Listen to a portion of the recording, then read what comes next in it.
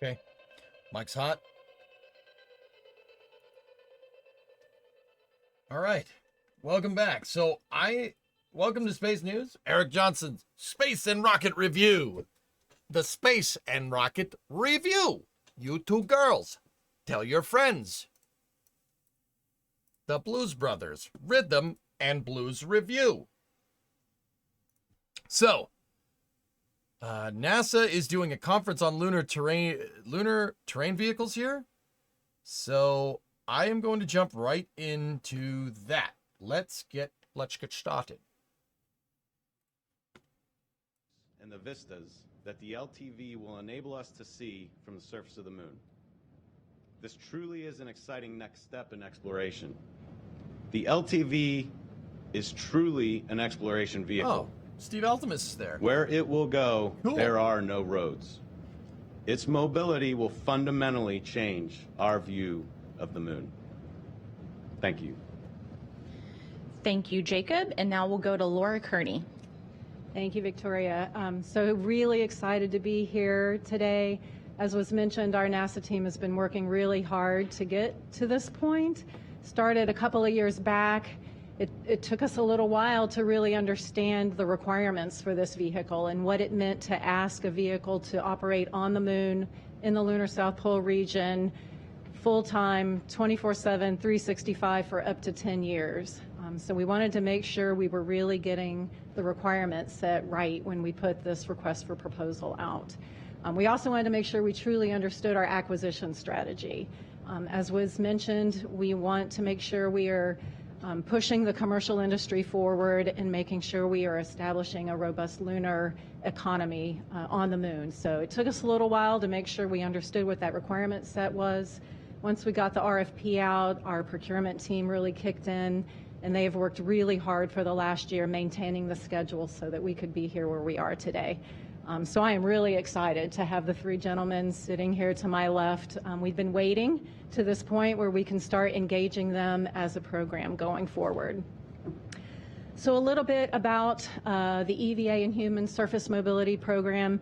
We are charged with delivering and integrating the EVA spacesuits that will be used to walk on the lunar surface, the LTV that we are here to award today, and the pressurized rover.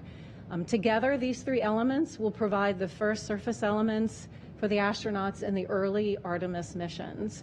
So we have a responsibility not only to deliver these elements on cost and on schedule, but to make sure they are integrated well and meeting all of the objectives of the Artemis enterprise as well as of our science community. So again, we're very excited now that we have these companies and these teams on board, we can better understand what their designs are and how they integrate into the infrastructure that we are charged to support for the Artemis enterprise. A bit about the structure of the contract. It is what we call a service contract. So we have asked these companies not only to design, develop, and deliver a lunar terrain vehicle, but to also get that vehicle to the moon. So as part of their proposals, they propose not only the design of the LTV, but also how they launch it and how they will land it on the lunar surface. Each of their contracts will include that full scope, but they are not actually authorized to do the work until we have put a task order in place. And so by doing this, we will have competitive task orders throughout the life of the contract that ensures we maintain robust competition, we continue to get innovation, and we get the best value for the government and long-term commercial economy. So how we do that at the beginning is we have what we call a feasibility phase. It's a task order that each of these companies will get. It's about 12 months, in duration, and leads up to the preliminary design review. And so during that time, our NASA teams will be working with them to understand what their designs look like, iterating with them on where we can make improvements, and understanding how they incorporate into our overall lunar architecture. Once we get past that point, we will have a follow-on subsequent competitive request for proposal go out. They will then compete for what we call a demonstration task order. That demonstration allows them to finish the development get the LTV to the moon, and demonstrate it on the surface prior to the arrival of the Artemis 5 crew. We anticipate only being able to award that demonstration task order to one of these companies. Once that demonstration is complete, we'll then move on to what we call service task orders, and that will be an annual cadence where we will work with our Artemis enterprise customers as well as our science customers, and on an annual basis, we will award a service contract for them to provide both crewed and uncrewed services throughout the remaining life of the contract. So again, we are really, really excited. Our congratulations to the 3 companies from our team. We are looking forward to jumping in with you guys and certainly making LTV a big success. Thank you, Laura. Yeah, coherent. We never figured out the moon dust problem. We're never going back in any meaningful way until we do that. I don't understand the purpose of a statement like that. What are you implying? That we're gonna go there and not solve that problem this time? Like I don't understand. What was the purpose of that statement? Just out of sheer curiosity. I'm not mad. I'm just wondering. Like, so what do you mean? You know, you're saying Boeing, we're not gonna go Michelin, until we figure out the dust Northrop Grumman, problem. with So the Intuitive solution Machines is as what? To prime. not go? So we're very excited. How the hell are you gonna solve that problem without going I there? was in this room in a press conference celebrating a successful We're soft gonna solve landing that on first the before we moon. send a bundle on And all this this next other step, stuff. We this can do both LTV things at the award same time, dude. Is just an exciting next step to put the most critical piece, or the first critical piece of infrastructure on the surface. We're going to need this world-class team to do that because, as you saw in the video, the environment on the moon is harsh. You know, we have 500-degree temperature swings. The South Pole region is rocky and craggy and shadowed. It's going to stress our suspension, our drivetrain, our power systems, and our autonomous driving algorithms and software. And we're going to need this globally integrated team to pull that off, to allow this rover to live for 10 years and provide the service that NASA is asking for. I think what's really important also is to applaud NASA for this non-traditional, forward-thinking procurement.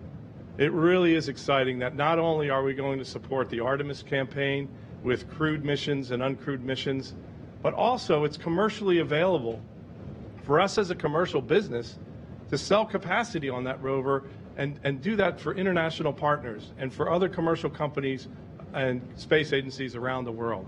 So this is another first, this LTV contract in a burgeoning cislunar economy. And I'm really happy to represent our Moon Racer team and to be here and cool, appreciate NASA's award. Thank you very much. All right. Thank you, Steve. Next up is Justin Cyrus with Lunar Outpost. Hi, my name's Justin Cyrus, and I'm the CEO and founder at Lunar Outpost. For those of you who don't know who we are, Lunar Outpost is the leading mobility provider in the world. We have 4 rovers that are headed to the lunar surface. First one this year, later as a part of the IM-2 mission. Shortly after, we'll be a part of the IM-3 mission going to Reiner Gamma, and a commercial mission to follow, and an international collaboration from there as part of the Australian Space Agency's Trailblazer program. So I'm honored to be here representing our company, but also our amazing team. So our team consists of Lockheed Martin, General Motors, MDA Space, and Goodyear, who are all providing critical components of this overall contract.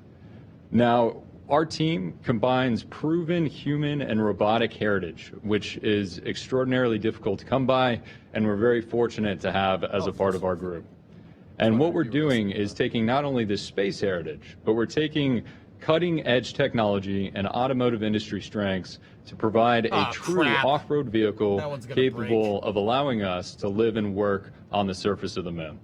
With a strong focus on commercialization and enabling the new cislunar economy, our team is well positioned to help NASA take the next leap. As a part of the Artemis campaign, our LTV design emphasizes astronaut safety, alongside groundbreaking new capabilities that enable new mission profiles, including notably enhanced science mission returns, alongside building and maintaining infrastructure on the surface of the moon.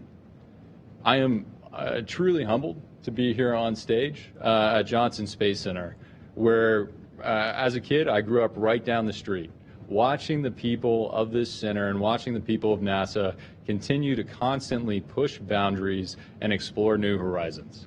And that spirit of constantly pushing, improving, and exploring is what's led me to be here on this stage today. So first of all, thank you for that inspiration, and I really hope I am able to be a part of this program and inspire the next generation. Now, I do also want to thank NASA and Johnson Space Center for letting us have the opportunity to get humanity back to the moon and on to Mars, hopefully this time to stay. And I will do my best, and our team will do our best to make the most of it. Thank you. Thank you, Justin. We'll now hear from Jarrett Matthews of Venturi Astrolab. Jarrett. Thank you. Thank you for joining us today.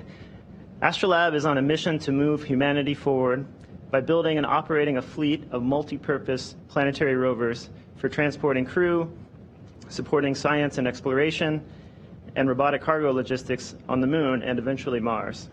First, I would like to express my deep gratitude to NASA for giving us this opportunity to work alongside you on the LTVS project, and to the Astrolab team for working so hard for years on the LTV design and for putting together such a strong proposal. The Astrolab team is comprised of many incredible individuals with decades of experience in human spaceflight, mobility, and planetary robotics, and I'm so proud of them today. I would also like to thank our LTVS team members, Axiom Space and Odyssey Space Research, who are bringing to the team their deep experience in crew interfaces, crew training, flight software, simulation, safety and mission assurance, and mission operations. And finally, our strategic partners at Venturi, who are bringing their cutting-edge advancements in electric mobility, energy storage, and lunar tire design. Astrolab has been working for over 4 years on our commercial platform called the Flexible Logistics and Exploration Rover, or FLEX. FLEX is designed to operate on the moon for years and is purpose-built to help establish a permanent human presence on the moon and to serve as a catalyst for the lunar economy. The first commercial version of FLEX is scheduled to land on the moon in late 2026 with up to 1.5 tons of commercial cargo. The mission will allow us to validate our strong commercial model prior to sending the FLEX LTV for NASA's Artemis campaign. Everything NASA has ever accomplished has been because they can assemble great teams, and that's exactly what we've done at Astrolab. So on behalf of everyone involved with our team, we are honored, humbled, and so very much looking forward to working with NASA to deliver the most capable and versatile rover the world has ever seen. Thank you. All right, and thank you to all of our briefers for those initial remarks. We'll now move on to the question and answer portion of today's news briefing. Here we go. For all media, both here in the room and on our phone bridge, please remember to state your name, affiliation, and to whom you'd like to direct your question to. And with that, and for those who are in the room, just raise your hand. So with that, we'll go ahead and get started. Hi, Eric Berger with Ars Technica. Thanks for doing this. Question for Laura. You talked about a 12-month feasibility phase, and then there's going to be a competitive RFP. I just want to understand how you're going to maintain competition, but also it sounds like there's just going to be one team building one rover, LTV, that actually gets to the moon for this program. And so at what point do you cut from 3 to 1, and how long does that last? It seems like it's going to be a fairly brief competition. You just explained that a moment ago.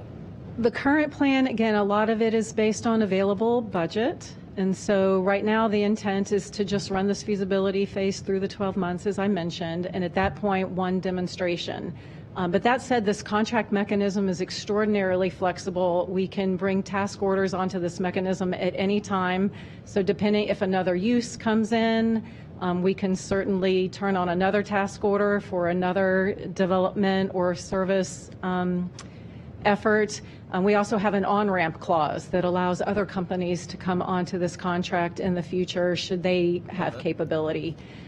So really it is a matter of objectives, requirements, if we have customers that come with additional funding, We have a contract mechanism that will allow companies to continue to compete get for very future far, did we? demonstrations and service periods.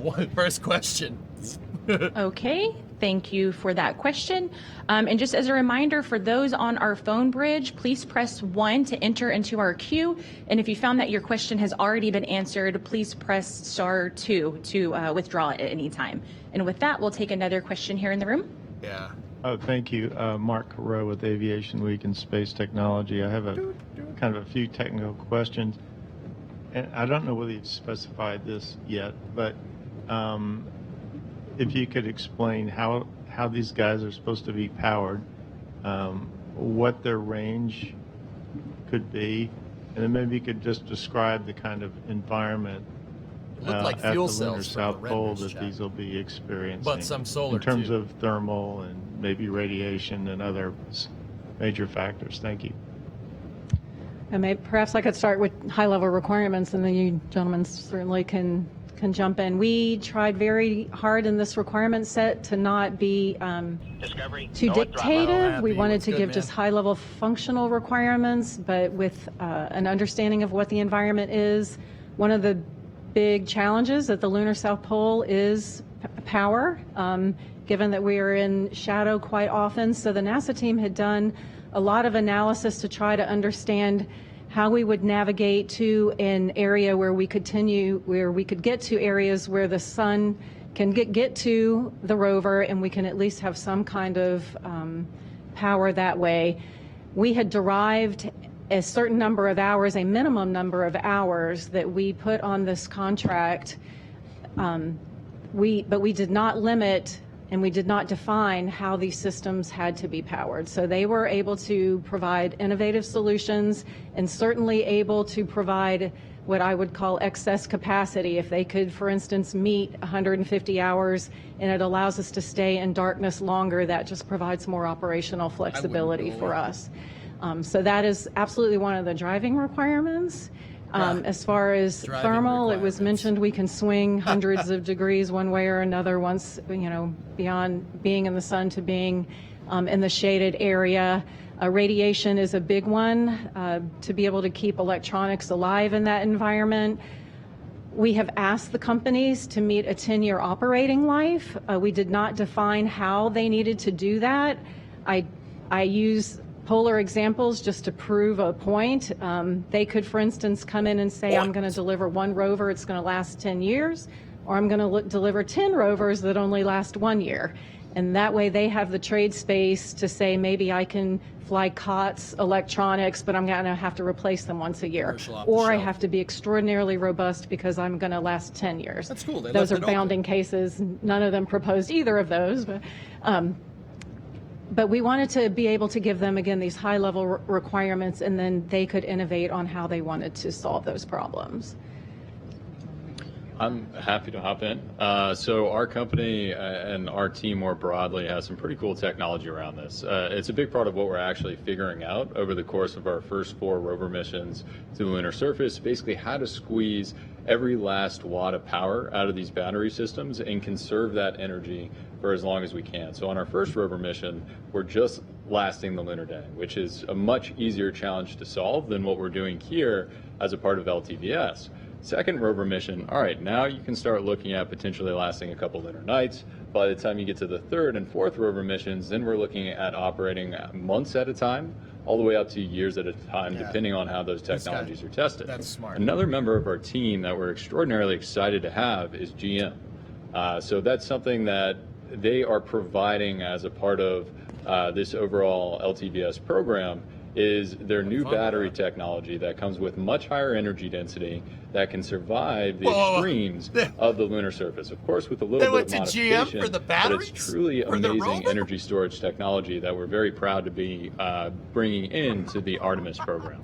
So our team over at GM will be providing our battery technology, and then Lockheed Martin and Lunar Outpost will basically be figuring out how to make the most of that technology moving forward, so we can not only survive the lunar night, but truly operate for many years at a time during the lunar day and lunar night.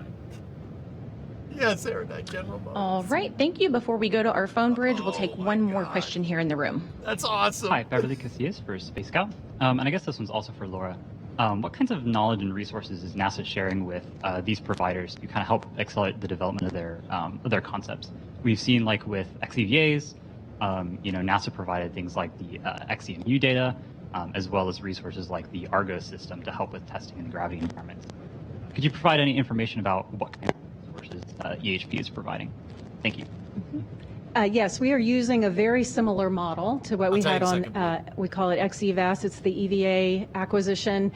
We've had a lunar LTV team working within our engineering directorate here at Johnson Space Center for quite some time, building prototypes, understanding requirements, trying to get an idea of what these systems might look like. And we make all of that data available to these companies in a technical library for them to use and learn from and leverage from.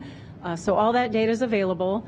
As we execute this contract, we will have a NASA, what we call Insight team, which will work side by side with these companies, again, providing lessons learned and information back and forth.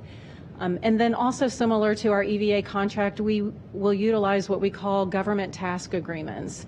And so as part of their proposals, they actually provided, we gave them information on what kinds of assets, whether it be a testing facility, materials, certain knowledge that we have here at the Johnson Space Center, and actually all centers across the agency. We made that available to them so that they could then propose back to us where they would like to use those capabilities as part of their overall proposal. So certainly Johnson Space Center here has a lot of facility capability, zero gravity or lunar gravity offloading systems that we anticipate them to use. We have some virtual simulation capabilities we anticipate them to use. And then of course, this is where we will be bringing the spacesuits in and integrating the human element along with our crews and our engineering test subjects. And so all that capability is being made available to them as they go through the development process. Yeah, I'd answer that too. For Intuitive Machines in our team, we've made extensive use of the GTA process that NASA offered across multiple centers, and whether that's Ames Research Center for autonomous driving, path planning. They have some great algorithms that do that. And whether it's Goddard Space Flight Center for what are they using? Communications, or whether it's Johnson Space Center for the Argos gravity offload system. So there's quite a bit of capability in the agency which we plan to leverage. That was part of our proposal and priced accordingly. So this is really going to be a government and private sector partnership that builds this LTV and delivers it to the surface. We've actually been testing our lunar tire prototype here at Johnson Space Center for the last year, as well as at NASA Glenn through the NASA Announcement of Collaborative Opportunity program. So separate from LTV, but that technology is going to be applied to LTV. All right, thank you. And just as a reminder, if you are online on our phone bridge, please press *1 to enter into the queue to ask your question. And with that, we will go to Jeff Faust with Space News. Good afternoon. A couple of quick questions for Laura Carney. What is the dollar value of these initial task orders the three companies are getting? And then also, how many proposals did NASA receive for the solicitation? Thanks. I think I am probably going to have to pass on both of those since we are technically still in a blackout period with these companies. So once that blackout period is over and source selection statements are released, I think that information, some of that information at least, will be available to you. The same joke at the same time. All right, thank you, Laura. We'll take another question on our phone bridge. Kenneth Chang with the New York Times. Hi, thank you. So the question is, how much time will there be for other customers to use the LTV, and how does the coordination go between NASA and the commercial customer if NASA needs the rover at a certain place for the next Artemis mission? So we thought about that a lot, actually, and how we developed this RFP. We had to really strategize on different models for how we might establish those agreements. We understand, at least we believe in the early phase, NASA is going to have to be somewhat of an anchor tenant. And then we hope that over the 10-year operating life of this vehicle, we can start bringing in more and more and more commercial, requests as the market evolves. So as I mentioned, we will have these 1-year service periods. And we started a model where the first service periods tend to be more NASA requirement driven. So NASA, either through our science requirements or our exploration requirements, will carry about 75% of the burden or so, freeing up about 25% of the capacity for other commercial uses. We have other mechanisms on the contract where, as we go over time, and NASA perhaps becomes less and less of a user, we can open up more and more of that capacity for the commercial space. We also put processes on the contract where we have science and utilization teams that come in and they help us understand what their objectives are. We have joint agreements with the companies where we can get together and say, over the course of this next year, these are what our objectives are. This is the mission that we want to meet.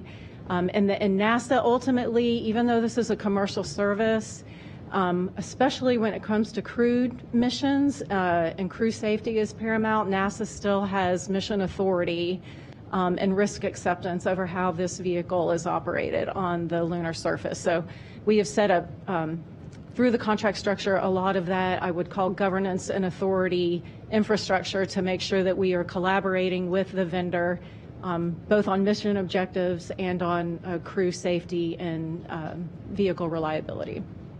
And if I may, we're really excited about NASA's services approach. That allows companies like ours and like the others on stage here today to start bringing more people into the cislunar economy. Something, that not widely talked about. We're not a public company, so we don't have to disclose this, but we're actually a majority commercial revenue company. As a space company that's called Lunar Outpost, right? That doesn't exist 10 years ago. That doesn't exist 15 years ago. But through these new opportunities that NASA is providing to companies like ours, we are able to bring in those non-traditional space customers, international space agencies that are part of the Artemis Accords, and also a new block of new space companies that are helping drive value in the ecosystem. So it's been really exciting. 2 out of our first 4 missions are actually fully commercial, where one is NASA and then the 4th one is an international space agency. So we're really looking forward to trying to scale that as part of the LTVS program, and we're very excited about the opportunity to bring some more people into the overall ecosystem. All right. Thank you, Justin. We'll now take another question on our phone bridge. Bill Harwood with CBS News. That's what it's about right there. Yes, thank you very much. I just wanted to follow up on Mark Carreau's question earlier, trying to get a general sense of some of the at least aspirational goals each company has. For example, what kind of ranges are we talking about? I realize you don't have a solid answer to that yet, but maybe can you bound it for us at least? I assume all 3 are solar powered. Are you envisioning solar panels on the vehicle for recharging or some kind of charging station? And maybe anything you can tell us about tire technology. We're all familiar with Apollo 17 and the kind of wheels they had back then, but what are we looking at now? And I realize you don't have specifics perhaps for us, but just give us some general ideas of what you're looking at. Thanks. Well, let me interject here, Bill. A lot of this is competitive, right? So what we did was we crafted feasible existence proof of a design to meet the RFP requirements. We are going to go through a year-long process now to get to what Laura said was essentially a PDR design for the delivery to the South Pole and also for the demonstration mission for that LTV. There's a number of the subsystems that we've put in as the initial design that will be traded over that 12-month period that will give us a better understanding of things like survive the night, operate during the night, how effective solar arrays are versus fuel cells, what the drivetrain needs to look like, what the battery life extensions are, what the suspension needs to be, and tires in particular. We've brought Michelin on board, who's done extensive work on lunar tires with the Glenn Research Center, and so that research has been going on for years. And so a lot of this work we have answers to. even our sparing strategies that will allow us to extend the range and gain greater and greater capability out of this LTV as we learn about it and refine the design. And that's what this first design development season of 12 months is all about. So I don't want to give you specific numbers because we will work as hard as we can to exceed the requirements that the government has asked us to do. Because it's in our best interest as a commercial business to have more capability to provide to commercial and international partners. Yeah, I mean, as Steve said, it's a competition, so holding the numbers a little bit close, but I can say Goodyear Tire Technology, absolutely awesome. I'm really excited to see how they can bring some of the technology that we're using as a part of LTVS back down here to Earth. I want a set of those tires for my own off-road vehicle, but hopefully you'll see some cool pictures. And I do think we have them in our render as well, so happy to share that publicly. But the tire technology truly is a step forward for exploring other planetary bodies. Hell yeah. Yeah, and I'll just say, at Astrolab, we're a very hardware-rich, iterative design approach kind of company, and we built a full-scale, fully functional terrestrial prototype over 2 years ago now and have been doing thousands of hours of testing in the field with it. We frequently take it out to the Death Valley area in California, and that has allowed us to stress the hardware and actually try out our tire prototypes in the real-world environment, as well as in our environmental chambers that we have at our company. And so our tire technology has actually already been in thermal vacuum chambers. It's currently on an endurance test rig at Nessa Glen. And so we're coming into this with a lot of experience already with the technologies we're planning to apply here. Like my colleagues here, or the others on the stage here, we intend to exceed NASA's requirements. I can tell you, some of those requirements are that it travel 15 kilometers an hour, that it be able to traverse 20 kilometers in a charge, 10 miles an hour, be able to support a full 8-hour EVA. So all those are the base level requirements, and again, it's our intention to exceed those by quite a lot in most instances. All right, thank you, Jarrett. We'll now take another question here in the room. Hi, this is Eric Berger again. Question for either Jacob or Laura. I just want to get a sense from you of whether you think the commercial space industry is ready to step up to this challenge. I mean, the initial lunar rovers, from Apollo lasted for a few days, and now you're asking for something to last for 10 years in a very harsh environment, harsher than where the Apollo missions were. That's not what she's asking at all. And so it's like a huge kind of a quantum step. And so, first question is just give me a little bit of philosophy about why you think that sort of the industry is ready to take that step.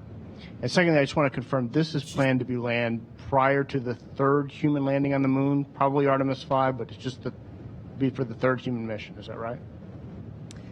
So I'll answer the second part. So again, under this contract, they have proposed their own mechanism for landing on the moon.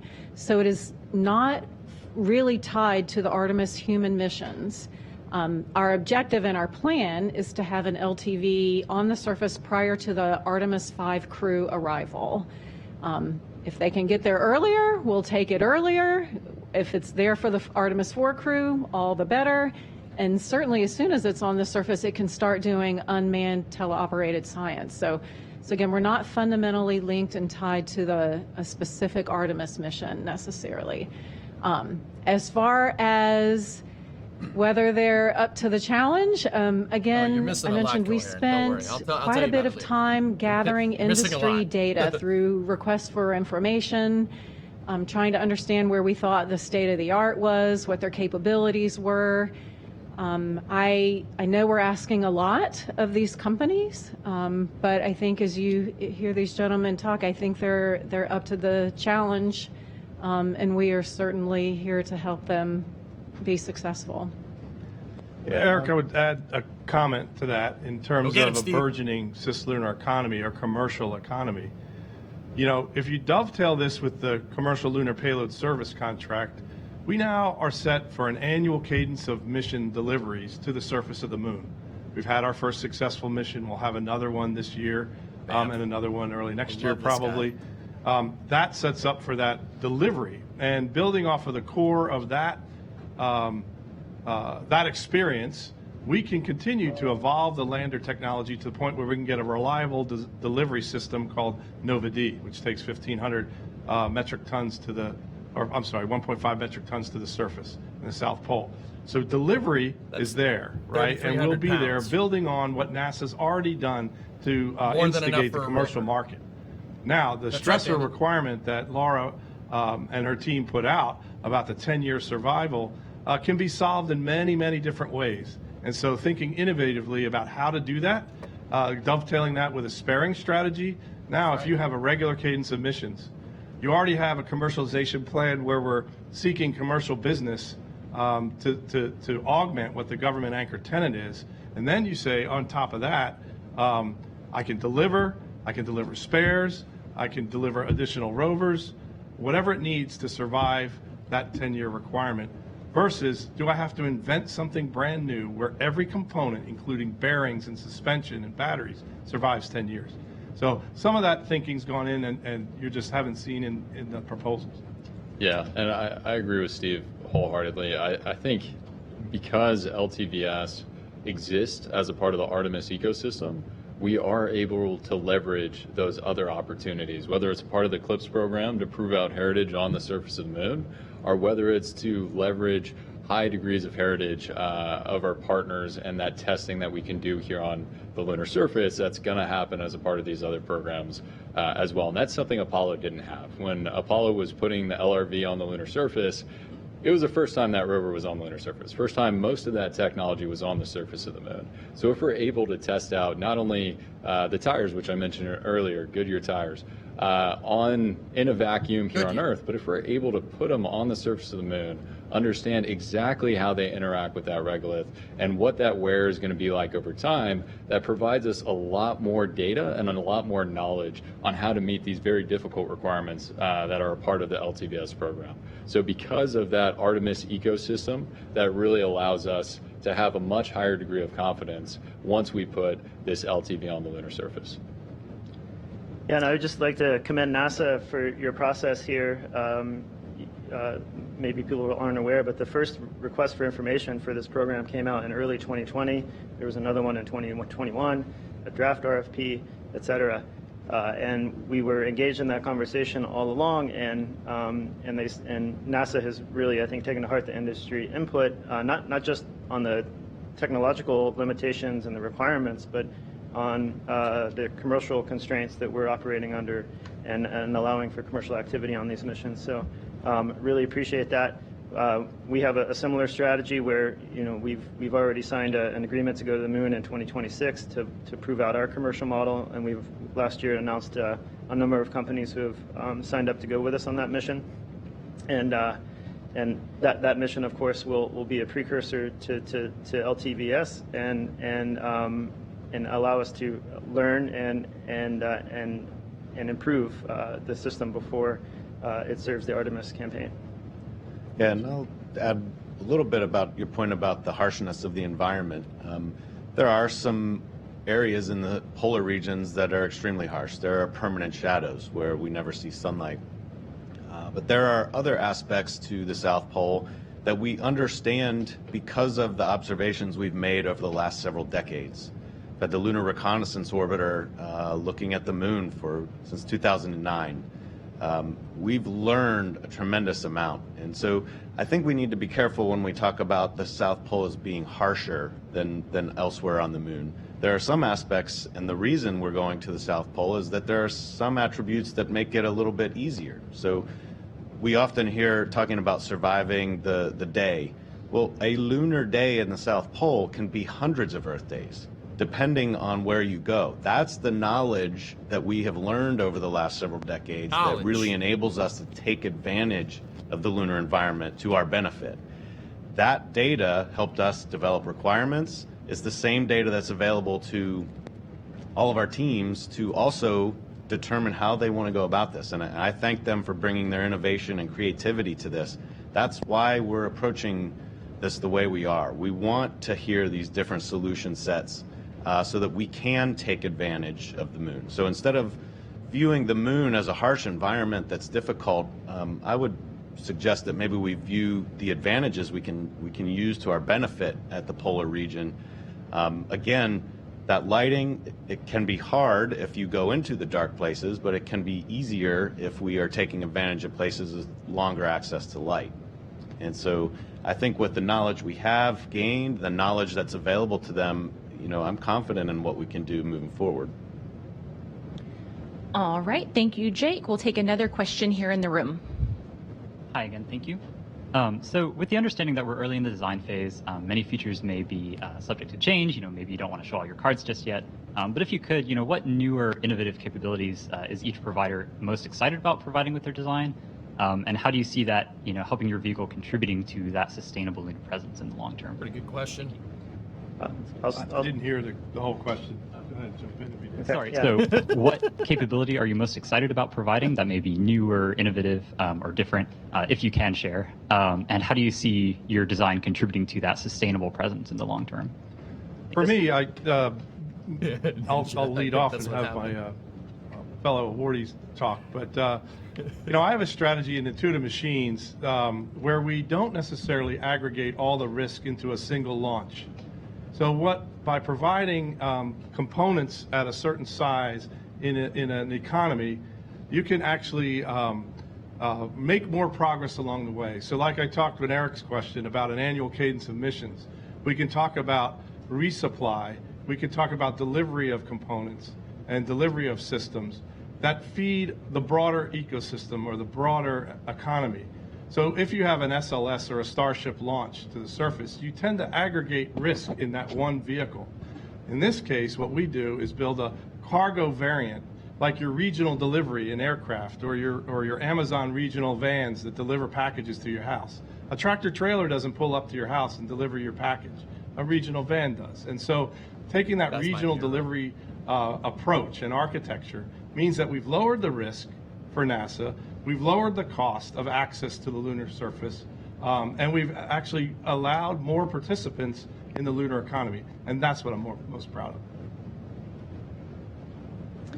Yes. So in case anybody was wondering what Steve Altemus just said, he basically implied that a Starship or SLS could deliver his rover, and his rover could get it to low lunar and then deliver it right down to the surface for like a pre-existing mission. Basically, supply drop, but with rovers. Like, not like on demand, but not nothing either. Economy, the lunar surface is going to need not just rovers; it's going to need power generation, power distribution, that's landing pads, so much, berms, roads, habitation, etc. And we're developing a platform that can support all of those use cases as we go forward. Prior to starting Astrolab, I worked at SpaceX and worked on Starship, and really got excited about that capability and just the sheer tonnage that we'll soon be able to bring to the lunar surface, not only with the Starship, rovers, but the other CLIPS landers and the other HLS landers in work. And so soon, access to the lunar surface is going to transition from, once a decade, a few tens of kilograms to, once a month, hopefully, with hundreds of tons. And so we're at a point in history now where you can actually start to contemplate industrial scale activity happening at the lunar South Pole, and we're trying to build the platform to support it. That was nice. And I'll chime in. I think my fellow awardees spoke pretty awesomely about the opportunity that's ahead of us if we do this right. To talk to your question about technologies that we're most excited about, I mentioned the batteries earlier. I think that's a critically important part to solve as part of the whole Artemis ecosystem, not just the LTVS program. So we're very excited about those. Those are coming from GM. I talked about the tires, but two of them that I didn't mention, and these are actually quite cool, and these are driven by the requirements that NASA provided. One requirement we have is we can't have more than 10 meters error on the lunar surface at any given time. This is without any infrastructure in place. We don't have GPS satellites around the moon, we don't have communication infrastructure, and we have to understand our environment and understand our vehicle dynamics to a point that we know exactly where we are on the lunar surface. And now that's not only critical for astronaut safety, but that is going to be a pretty awesome technology that I think we can bring back here to Earth that hopefully helps drive the adoption of autonomous cars in the future, that helps drive forward driving cars and vehicles, not only on the roads, but in some of these unconstrained and undefined environments. So that's the third. The fourth is remote operations. Now, this is something that's been a pretty difficult problem to solve in the mining and the resources industry more broadly. Remote operations during that teleoperation phase of the LTVS program has to be pretty clean, right? You can't be dropping frames, you can't be dropping packets. You have to be able to operate this vehicle with confidence, because this is, you know, a pretty expensive asset on the surface of the moon, but at the same time, it's pretty critical to all of our commercial business plans to have this operating for years at a time on the lunar surface. So you don't want to hit a rock, right? That's not something you want to do. So you have to be able to operate in a way that provides that situational awareness remotely driving here on Earth, or be able to operate autonomously on the surface of the moon. One thing cool that Lunar Outpost just did last week is remotely operate the Australian Trailblazer rover from here in the United States. That was actually from our Colorado offices, which we were extraordinarily excited about. So we're starting to take bites off of those critical technologies that need to be a part of this LTVS program before we've even really gotten started here. But I do applaud the NASA team for putting these requirements in place. Little Rocket, the three guys on the right side, or well, you got this side, my left, your right. These three, those are commercial. These three over here are NASA. Robinson Smith of Spaceflight Now. Yeah, hi. Thanks for taking our questions today. Really appreciate it. Question for Laura Kearney, if I may. I believe Toyota is also developing its own human version of a lunar cruiser rover. So I was curious, was that factored into the award decision today, or is that operating on a completely separate contract that'll eventually weave into the Artemis program down the road, so to speak? Thanks. Yeah, I believe you broke up just a bit at the beginning. I believe you asked about Toyota and the lunar cruiser. Is that what I heard you say? It was, yes. Okay. Yes, again, kind of back to where I started again, we have within the scope of my program both this unpressurized rover, which the LTV is, and the pressurized rover. And the lunar cruiser that you see, if you go Google it on the internet here with Toyota, is a pressurized vehicle. Both of those assets we are managing within my program. The idea is that they work together as a part of, again, a lunar system to support the crew. Where the LTV is unpressurized, it will likely be more limited in its range. A pressurized rover, when it comes along with the life support, will be able to extend the crew's range even farther away from a lander. So our concept is that the unpressurized LTV and the pressurized vehicle work together in some type of operational concept to support the crews and the scientific missions. I'm probably going to leave it at that. I would just... Anybody else notice the Toyota Rover has an FJ Cruiser? There's definitely an FJ Cruiser grill on that thing. I'm just pointing it out. Just putting it out there. Sorry, next question. All right, thank you. We'll take our next question from Marcia Smith with spacepolicyonline.com. You know that Toyota ain't never going to break. Thanks so much for taking my question. It's for Laura. The press release says that the combined maximum potential value of this is $4.6 billion. Could you talk about the time frame that covers? Is that between now and 2029 when you expect Artemis 5 to land? Because that's sort of like when you're thinking the first one will land. Most likely and after that. How much of that is for this initial 1 year part of the effort? Yes, so the life of the contract, I'm gonna quote it, and I'm hoping I'm gonna get it right. I'm gonna look right at my source board chair, but so We set it's quite a long contract. It's up to 15 years, and it is based on a 5-year development plus the 10-year operating phase that we've been talking about. So that contract value number that you see covers the entire contract scope over 15 years. Don't confuse contract value necessarily with budget. It's just a number that is on this contract that we are authorized to put these task orders out up to as objectives come on, and we want potentially to bring new task orders onto this contract. So the feasibility phase that is up front is only a small fraction, I would say, of the overall cost. It's again, all of these companies have prototypes that they already have in place and that they're working. The first feasibility phase is really about, paper products and making sure we can get to a place where NASA can understand how well they are meeting our requirements. So the first phase is really not a significant overall piece of that cost. The demonstration phase is quite a big chunk, and then of course, 10 years of operating services as well. So I think hopefully that answered your question. All right, thank you, Laura. We'll now go to Jim Siegel with Florida Media Now. Hi, everybody. Thanks for taking my question. I was actually going to ask a little bit about the pressurized system, so you've already answered that, Laura, but I did want to know from each one of the 3 awardees, relatively how many people are going to be working on this project for each one of your organizations? Are we talking about 10 or 15 or 500 or what? Could you speculate on what that might be? Thank you.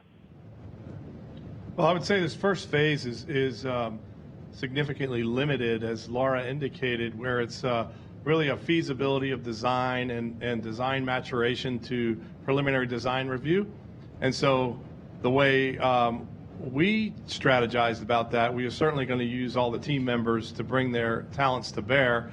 And with half a dozen team members, the numbers can climb pretty quickly. However, it's important that we manage that team size effectively in the beginning and really understand, how we're meeting requirements and how we're meeting the safety needs and the reliability needs of what NASA asked us before the team ramps up into the full development cycle. So you'll see a bell curve kind of shape in our manpower where we'll start out with a small team, and then once we get into the full-scale development for the demonstration mission, should we be fortunate enough to win that, we will ramp up significantly to deliver that system. Awesome. Yeah, happy to chime in. So just want to point out that Steve Altemus follows NASA's system engineering staffing pretty much to a T, and that's why he has a lander on the moon right now. Just putting it out there. General Motors, Goodyear, MDA Space, and each one of those companies is a multi-billion-dollar company that can throw serious resources at this. I will say, although our team is 85 people, we're 85 people that focus solely on mobility, robotic systems, for space, and extreme environments. So we're throwing our entire team at this, everything we have, and we will be bringing on more A+ talent. So just a quick plug, if you want a job, shoot us your resume. We're always looking for really awesome people here in Houston and also in Denver, Colorado.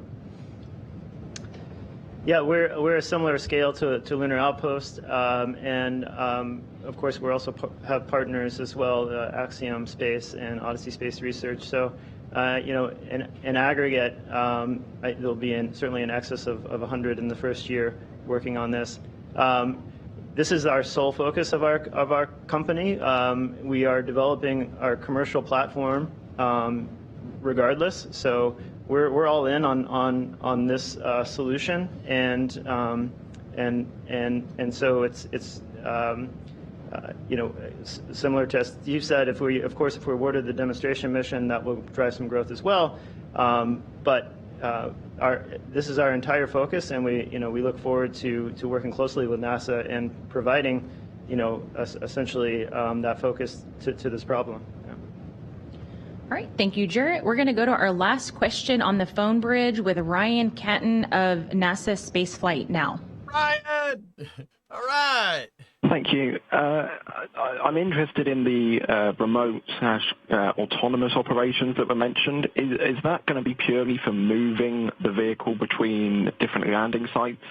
Or will they be able to host science payloads? And if they can host science payloads, are they going to be able to be like interchangeable by astronauts? Is it going to be more, or are they going to be permanently fixed for thinking of the Mars rovers that we currently have? Thank you. Great question. Yeah, that's a wonderful question. Yeah, Ryan, And the expectation is that we'll be able to host scientific payloads on the LTV, and that we could use those payloads to conduct scientific research between the time periods that the astronauts are there. Your question was focused on the telerobotic phase. So the goal is to be able to conduct research with astronauts, move astronauts around, help them get to locations they wouldn't otherwise be able to reach, and then to conduct continued exploration and science after they've departed. So the payloads, we don't know what they are yet. We'll be working with our directorates across NASA to identify that. But the rovers themselves, and anybody else can chime in here, are likely to have a suite of sensors to help with a lot of that telerobotic activity. So they really will be exploring, and that really goes hand in hand with science. It's collecting knowledge. It's learning about the environment. They'll conduct reconnaissance so that we know better how to move around in the future. You've heard them hinting about this, that that's iterative build and steps to learn how to do this work. And the science knowledge is kind of a backbone that we have. And we talked earlier about the environment and how much we've learned about the environment over the last several decades. And this is just a continuation of that effort to continue learning.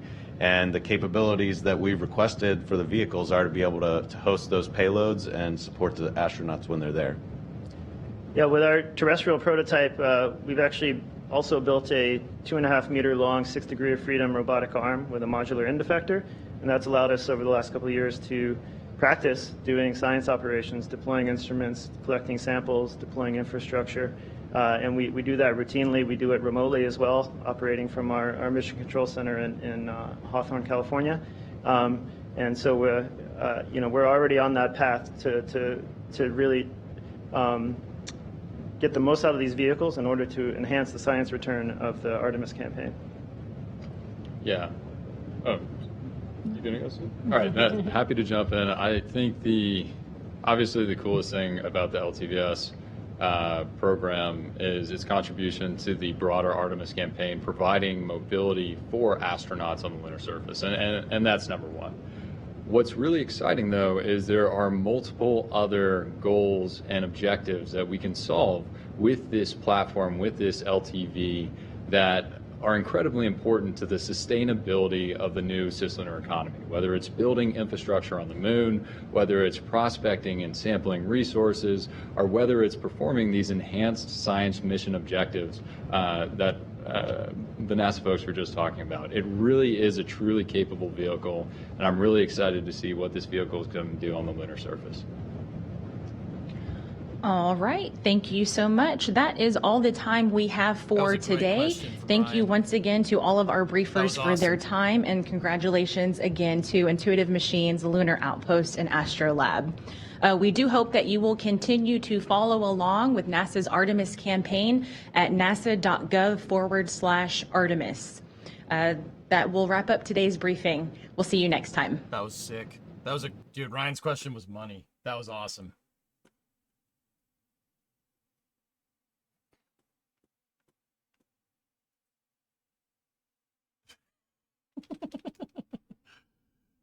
Oh, dude, that's pretty cool, man. That's pretty good. Hey, now's the time to be trying to figure this stuff out, dude. You don't want to get to 2029 and need a rover and be like, all right, that was really good. Really, really cool. All right, Space, what's up? So, you guys have questions about what you just saw? So basically, there are three companies that they've down selected here, and those three companies are in a 12-month preliminary design review period, basically. NASA's going to work with those 3 companies over the next year, and then in a year they're going to down select one as their primary rover for a rover landing on Artemis, for Artemis 5, to support the Artemis 5 mission, which is scheduled for 2029. Knock on wood. Knock on wood.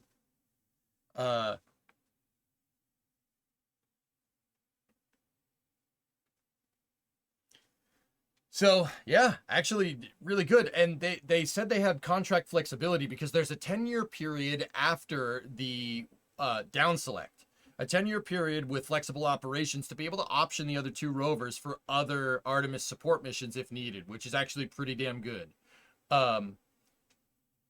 They said that the RFI, the request for information and the request for proposal, started in 2020, which means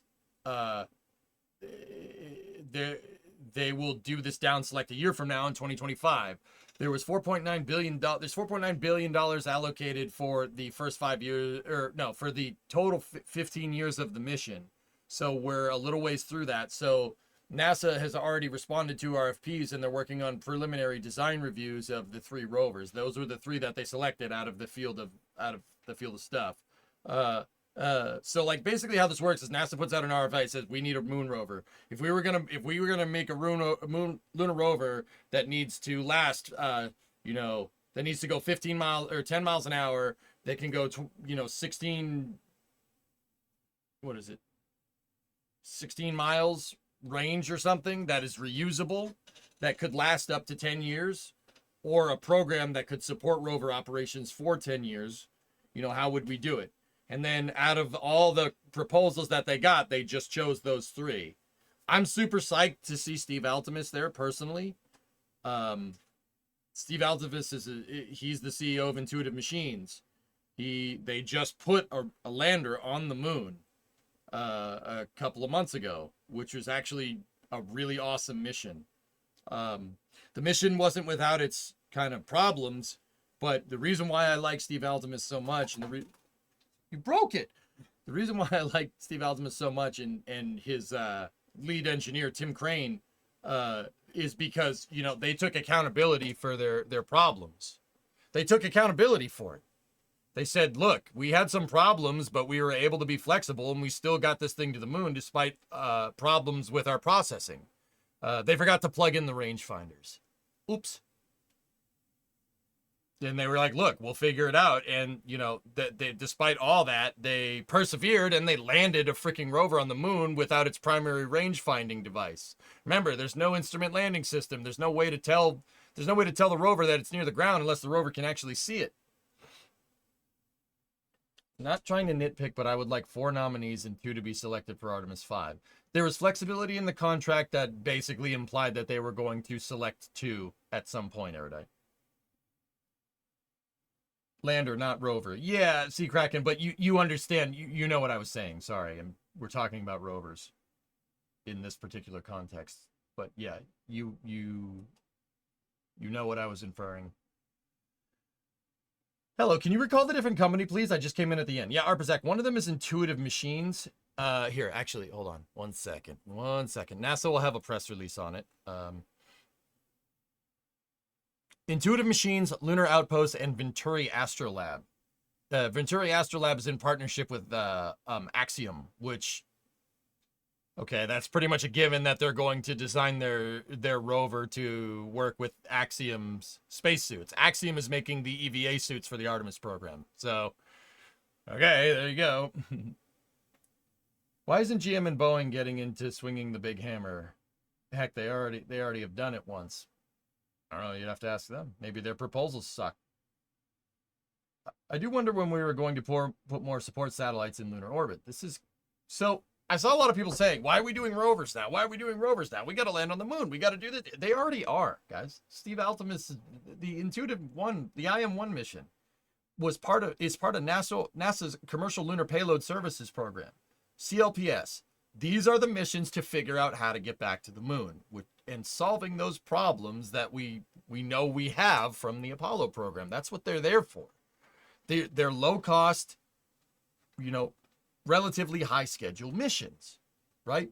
The IM-1 mission was just the start. IM-2 is going to land a rover, one of Lunar Outpost's rovers, if I heard that correctly. And then there's also, you know, people are wondering, oh, we got to send a rover there because we got to figure that out before we send these rovers. Well, Astrobotic has the Viper mission. They're going to land a lunar prospecting rover sometime. I think it might be the end of this year at the South Pole to figure this stuff out. NASA's just throwing out all contracts. They're basically dispersing the Artemis program contracts for all this stuff, like all the support equipment, like suits, rovers, etc., which I don't necessarily have a problem with, you know, because it's very clear that keeping that stuff in-house is not really working too well, but that's what happens when you don't fund stuff. But yeah, really good. I'm really happy about this. Anyway, let's go over to YouTube real quick. Do you think SpaceX will develop their own rover and infrastructure for the moon? They're going to start with solar charging stations, it would seem. No, Marco. Yeah, okay. James, I'll get to your question in a second. So I think that it's pretty self-explanatory by these pictures that Starship is going to be the avenue of transportation for some of these rovers. But Steve Altemus did say that with his company's landers, he'll be able to put 3,300 pounds down onto the surface of the moon. That's 1,500 kilograms. Guy could put a Crown Vic on the surface of the moon. There's no way a lunar rover is going to weigh that much. Or have that much mass, I should say. There's definitely no way it's going to weigh that much, right? But anyway. Speaking of the XEVA suit, have you seen the Smarter Everyday video? I haven't watched it yet. I went to watch it last night and I was just tired. Fell asleep. Or, well, I didn't. I tried to.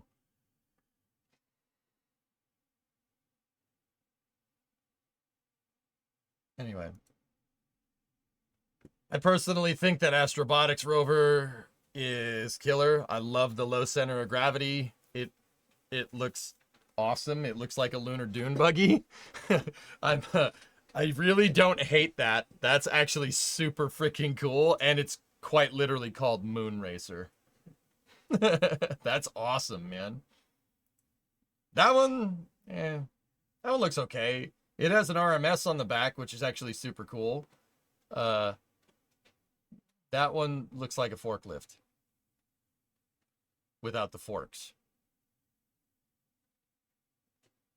But hey, whatever. Looks or whatever. So the guy that started Venturi Astrolab worked for SpaceX. Jarrett. He said that he worked on Starship. So I'm gonna go ahead and guess that one's probably gonna get delivered by Starship. I'm just putting it out there. It might be probably gonna happen.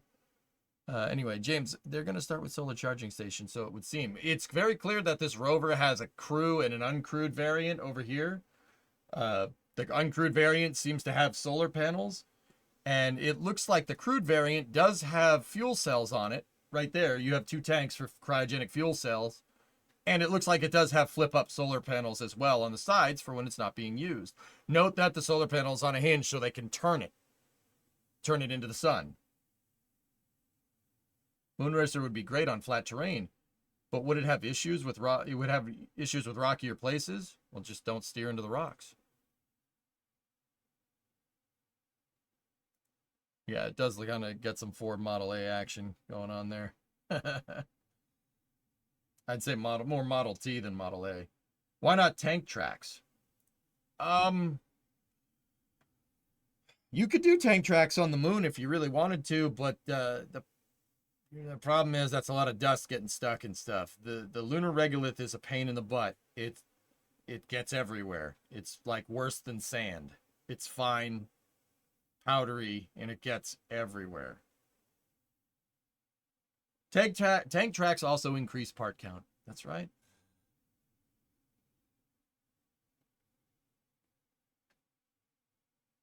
Yeah, there's no mud. That's right. Yeah, that's right. Tracked vehicles are really used to be able to disperse the load of a vehicle over, soft terrain. I mean, the moon does have soft terrain, but yeah, it's not necessarily mud. I would say a wheel is probably a little bit of a better solution here, especially considering the fact that, you know, the same mass has 1/6 the weight. So it's less load per wheel. Didn't the Soviets try tank tracks, but it was really unreliable? Not to my knowledge.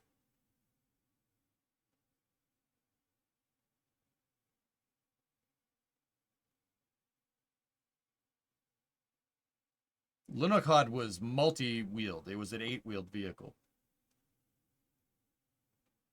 But isn't most of the moon, and for what matters Mars, rocks? My point is, it would be better to take a vehicle built that could handle higher amounts of variance in terrain. Sorry, I don't mean to be a jerk. I'm just curious. No, Glitch. That's fine. It's because it's always a trade-off, dude. It's always a trade-off. Every time.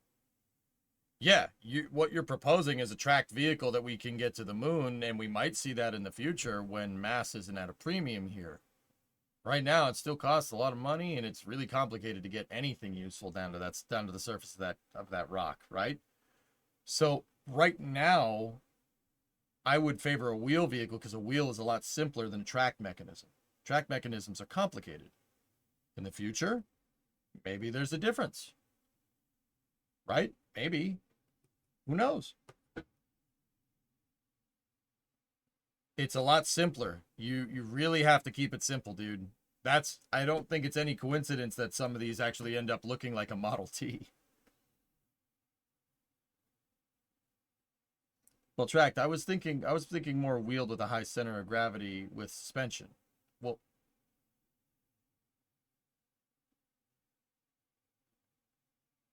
Glitched, I'm very confused now. How is that not what that is right there?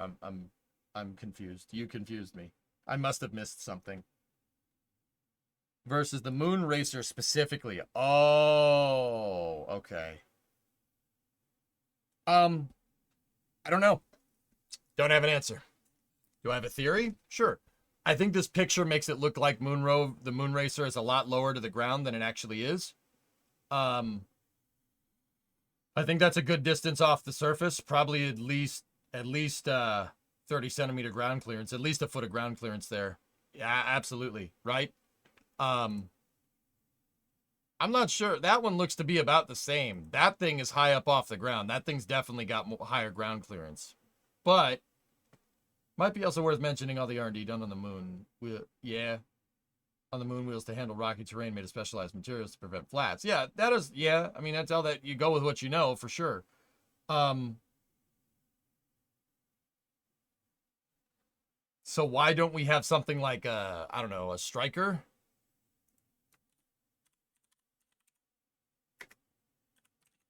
I know it's not a tank. I just knew that would pop up. So why don't we have something like that driving around on the moon? I think space constraints initially are really the reason that's are what's driving this. Also, I mean, if we could put that on the surface, that'd be great. We just take the gun off. We don't need that and give it some electric motors. That'd be pretty sweet. New SpaceX tweet thread. Okay. Current EJ explanation about rovers. Oh, hey. So yeah, I think we're starting with something simple. You got to remember, Glitch, the other thing is that this isn't a long-range transport vehicle. These things are pretty much the equivalent of golf carts, if I understood those stakeholder expectations correctly. This is like a side-by-side, not like the full lunar vehicle. That's what that Toyota Rover is more like. And if you look at that Toyota Rover, well, that's a lot more what you're talking about. This is a long-duration, long-distance exploration vehicle. These guys are basically a Can-Am. That's one of these bad boys. That's what these things basically are. And Can-Ams are high up off the ground, but even Can-Ams are really susceptible to flipping over. They flip, and they flip very easily because they're so high up off the ground. And that's exacerbated 6 times over on the moon because of 1/6 the weight, similar mass, right? So if I had to guess, yeah, I glitched. I think that's where you were getting that's where it was a little fuzzy. These things are Can-Ams, dude. They're golf carts. That's what they're supposed to be. They're not a long duration rover. And that's why that question, I don't know who asked it. That question that was asked about, you know, what's the pressurized rover doing? What's that compared to this? It's different expectations. It's a different vehicle, different utility vehicle for a different purpose. I mean, I don't know about you guys. I think that's really freaking cool that we're getting to the point where, you know, it's not just like, this is the rover. This is the rover that does everything. No.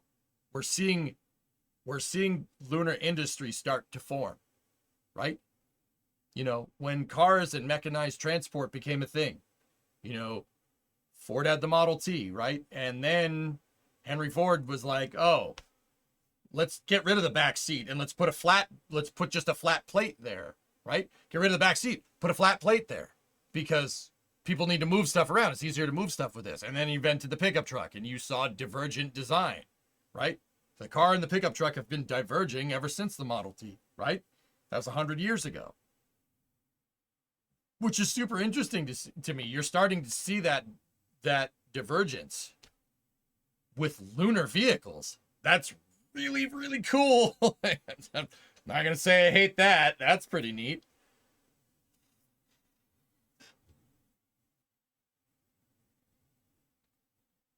I would beg to differ. I've taken your razor up a 50-degree incline, almost as much as sideways. If you're careful, it's possible not to flip it. It just takes practice, though.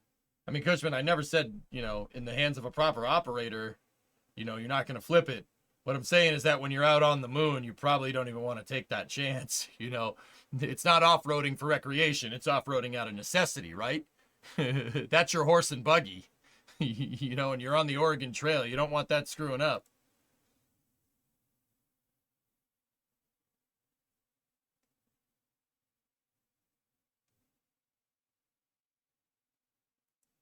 Good questions, though. Good questions. Keep them coming. I mean, also, Cushman, that's awesome, dude. Four-wheeling in a side-by-side is a good time, man. Hell yeah.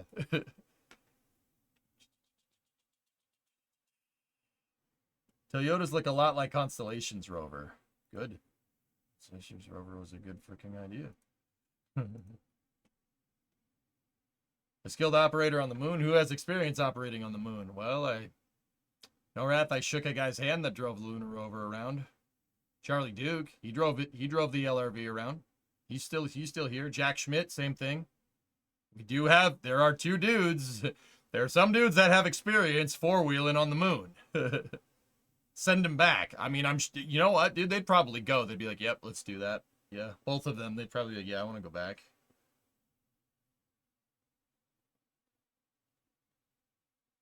So you mentioned you might talk about how we're going to pay for all this. Where exactly is commercial space aspects of this outside of government money? Is there private money going into this, or just private contractors on public money? Yes. Both. So, Corian, let me explain this first of all. Like, let me just, so you can kind of get at where I'm at with this whole stuff. Personally, hey Sebi, 92-month resub. Thank you very much. I personally think that NASA does have the money to get this done. I think that the way the program is implemented right now is intentionally supposed to go slow, and it's intentionally supposed to be unkillable. Right? Everybody says it's a big pork project. Well, that's right. That works. That's a double-edged sword, though. With the way SLS's contracts and the Artemis program's contracts are structured, it is politically impossible to kill. I think that's a smart idea. Yeah, I said it. That's a smart idea. Why is that a smart idea?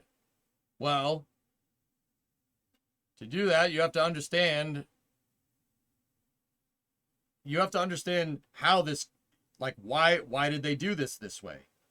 They did this way because, well, you go back 13 years ago, someone tried to pull the plug on the entirety of NASA's manned spaceflight program, and Congress freaked out. And they started implementing engineering decisions into law to make sure that the program is NASA's human spaceflight program is long-term viability stays there. That's why SLS is the way that it is. So it's ridiculously slow with a drip feed of money.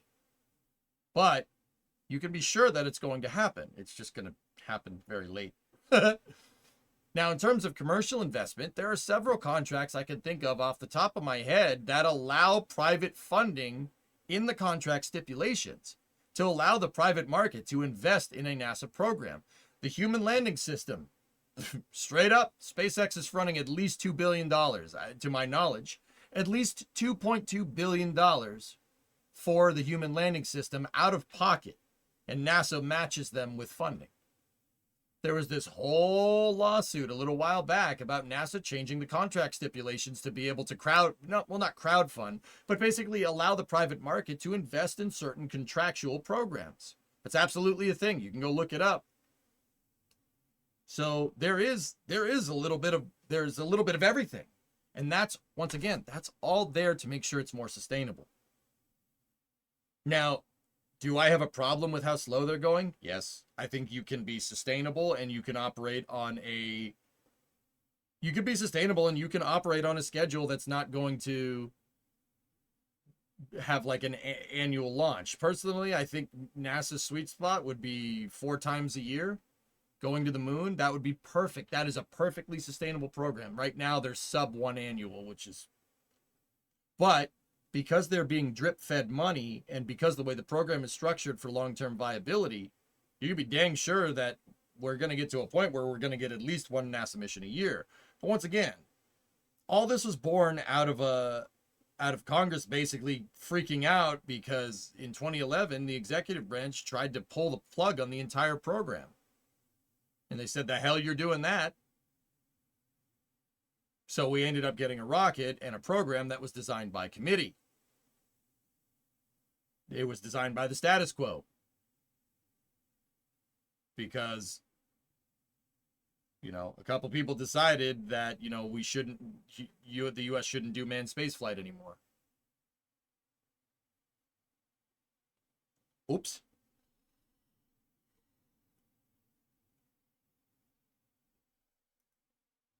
I'm okay with slow as long as we get there. Well, that's the reason why I know it's going to go. NASA's programs that they have are layered in right now to leverage the commercial market where needed, but also utilize government funding where needed. My problem is that I think the testing regimes aren't comprehensive enough, and that's done out of that's the trade-off when you design a lunar program on a shoestring budget. However, I will say that I do personally, this is my personal opinion now, not what's actually going on. I personally think that contractors swindle NASA a lot. I think that they purposely highball them because they know they'll get the money. Like if you're providing pencils to NASA and NASA needs 10 pencils, if that costs you $100 to make 10 pencils for space, right? NASA says we need 10 pencils from you. And it costs you $100 to make it. You charge, $10. Let's say you have a healthy profit margin, right? You charge $11 per pencil. It's $15 for NASA. So now, 10 pencils costing $10 a pop that you would normally sell for 11, you're now selling for 15 a pop because NASA has, Uncle Sam has deep pockets. That kind of behavior needs to stop. That needs to stop immediately. I don't know how to stop that, and I don't know what to do about it. My only logic that I default to is that, look, NASA has to go and compare market pricing. We have NASA and the commercial space industry have a hard-on for using commercial off-the-shelf components. Excuse my language. They want to use commercial off-the-shelf components. So if you're using something that's going to be commercially off-the-shelf, why aren't you comparing market pricing of components one to the other? Now, that's not to suggest that they aren't, right? They probably are. But at some point, someone is, like, oh yeah, that's fine. I'll pay $15 for a unit for a pencil, whatever. Now, that's my personal opinion. The devil's advocate to that argument is that how the heck do you know how much this is going to cost? How much do you know how much a lunar rover program is going to cost? This this also occupies my headspace up here a little bit. This is the flip side though. Like I like playing point counterpoint in my head like this because you get a better understanding. You get a better understanding of does that taste normal? Lucky. Sorry. Drummer just got a Mexican Coke from my fridge and he said it tastes like the Coke back home. And that's just annoying. Anyway, so the flip side of this argument is that how the heck do you know how much it was going to cost? So we go back to Apollo, right? You know, Apollo carried a heavy price tag. We all know it was super expensive. It was super expensive for two reasons. One, the reason why it carried the biggest price tag is because we only went to the moon 6 times. We only landed on the surface 6 times. And then we said, nah, we don't need to do that anymore. So we spent all that money, multiple billions of dollars in 1969 to go there and say, yeah, we don't need to do this. That's like buying a race car, doing one race and saying, yeah, I just want to use this race car to go get groceries. It's never gonna, great, good. Race cars are expensive to operate, man. So have fun using that to go get groceries, right? Right? Sugar is better than corn syrup. Oh, you'll get no argument from me, Tessa. You will get no argument from me. The Mexican Coke tastes way better because it uses real sugar as opposed to high fructose corn syrup. The high fructose corn syrup tastes like crap compared to that. Oh, like I'm 100% with you. Our Coke sucks, and we invented the damn thing, which is stupid. What's that? Yeah, I do. You know what? I do want one of those. Thank you very much. Thanks, man. I appreciate it. So that's the flip side of that argument. How much do you know that's going to cost? So right? We didn't really get a good return on investment because we only went to the moon 6 times and we developed all this technology for billions of dollars and then essentially never used it. The part B of that is, and not a lot of people know about this, is that Apollo was very much do it. Get it done, find a way to do it, and we'll figure out how much it's going to cost later. Do you know why? Because the Apollo program had the foresight of knowing that no one knows how much this is going to cost. It was do it, get it done. We'll fund the development, we'll spend what we got to spend, and then compound the costs later. Because the Apollo program had a very, very, very, very, very clear goal, right? Get this done by this point to show that we frickin' can, right? Because it had a very clear point, and everybody that was involved in that understood that they needed to get to the moon before the Soviets, and B, before 1970, right? Everybody, that kind of basically put everybody on an incentive to not squeeze the government for cash, because it was about avenging our dead president, and it was about showing that our system is better, right? So the cost for the Apollo program, not a lot of people know this, the cost of the Apollo program was not compounded until the entire program ended. They didn't do the accounting on Apollo until after Apollo 17. You know why? Because like I said, they had the foresight of not knowing. How the hell do you know how much that's going to cost? How do you know how much that's going to cost? You don't know. That's ridiculous, and it's ridiculous to imply otherwise. Incoherent, like, and everybody else that's here, like, I always find this really funny because you think you know how much it's going to cost to go to the moon. The truth of the matter is that no one knows how much it's going to cost to go back to the moon. You could compare to the Apollo program, but that's a completely different architecture.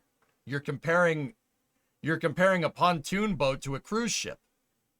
It's a completely different thing. You're not going to be able to scale your cost projections correctly off of using the Apollo program as a bookmark.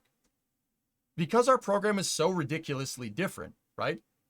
Because our program is so ridiculously different, there's no way to be able to say whether it's sustainable or not, which is hilarious because that's all they do. They say, oh, this is sustainable. This isn't sustainable. This isn't sustainable. How the hell do you know what's sustainable? Because we've landed on the moon before? Like, what are you comparing this to? You don't know how much it's going to cost. Stop kidding yourself. That's one of my biggest problems. You know, there's no way to enforce cost accountability because no one knows how much it's going to cost. And NASA falls for it all the freaking time. I don't understand. Right? Hey, Orion, 18-month resub. Thank you very much. Excuse me. Did you open it?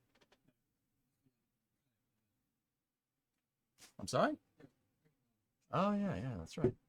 So, yeah, do I think the money's there? The money is there. Part of the reason why the Apollo program carried such a heavy cost was because we had to build all the facilities to get to the moon. We had to build the VAB, we had to build the pads, we had to build Michoud, we had to build Stennis, we had to build everything. Everything needed to get made. We don't have to do that this time around. That stuff's already made. It's just developing the rocket. We already have all the launch facilities. In fact, it's incredibly wasteful to just have the VAB sitting there and do nothing. You know why? The Artemis program is paying for the lights to be on in the VAB. So every day that NASA has that VAB and doesn't do anything in it, we are literally hemorrhaging money. The Artemis program is what keeps the lights on at the VAB. Why? Because it's the space program that's utilizing that government building. So the cost is roped into it. Who cuts the grass in front of the VAB? That's all the Artemis program. See what I'm talking about? It's not going to be this much as expensive this time, which is why I'll say it once, I'll say it again. The money is definitely there. It's absolutely there. But there has to be some accountability. And, you know, Eric Berger's question was about that, you know, and there's a reason. I think he is on to something. Like, it's kind of a jerk question but hey, whatever. He's right. Like, I don't, you know, I'm not the biggest one to agree with what he says, but he's right about asking them about accountability. There's no accountability. And that accountability is part of the reason why NASA just bends over backwards for contractors. He's honing in on it. I think he's right to ask that question, you know? We are wasting money not going to the moon. Yeah, Coherent. The money's there. The money's there. The talent is there. Well, that remains to be seen. But, you know, we gotta, you know, the last time we went to the moon was 50 years ago. We got to learn how to do it again. Yes, we have some insight from some of the people that were there. There were some astronauts, you know, thankfully there's some Apollo astronauts still around. You know, Buzz Aldrin, Charlie Duke, Jim Lovell's still alive, Harrison Schmitt's still alive. We got the expertise is there, but how about the 400,000 people that actually sent people to the moon? How many of those people are around? How much technical knowledge and institutional knowledge is still around? We got to learn to do it again. We can't walk on the shoulders of the Apollo program. It was half a century ago. We got to learn to do it ourselves. That's why I think Eric's right for asking about this accountability. Because 50 years ago we had accountability because it was about doing it to show that we freaking could. Is that so much the case nowadays? Don't know. Excuse me. No, I'm not sponsored. That's why I covered the logo. But also, it's, yeah, you know what it is.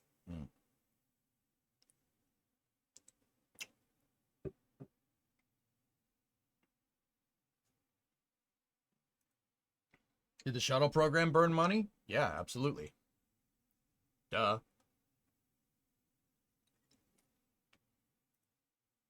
Hey, I want one. Go get one. You're closer to Mexico than I am. Let you have a sip? Hell no, this is mine. Germs.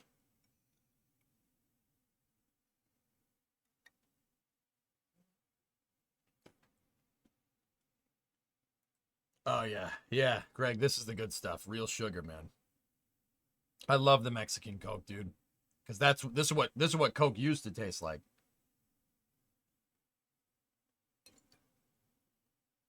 Sip for a sub? All right. There you go. Wow, that's actually pretty cool that the camera's picking that up and not chromaing it. That's actually super cool. This camera's mint. Read the back label. It's corn syrup. Carbonated water, cane sugar, caramel color, phosphoric acid, natural flavors, and caffeine. No, it's not. Real sugar in the glass bottle, baby.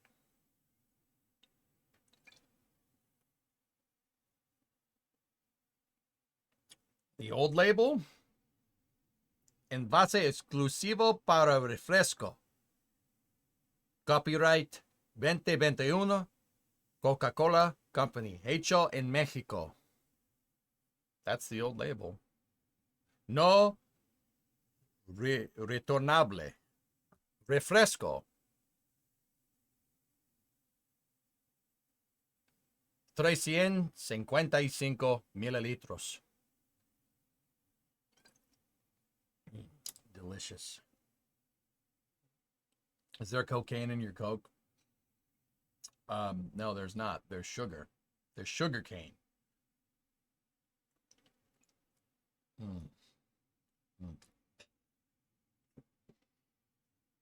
No, Clayton, absolutely not. There was at one point.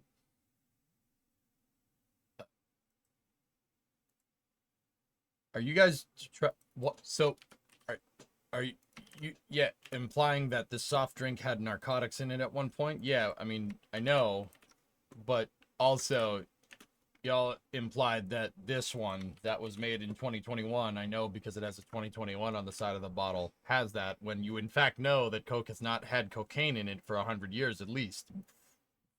So where's this thought exercise going?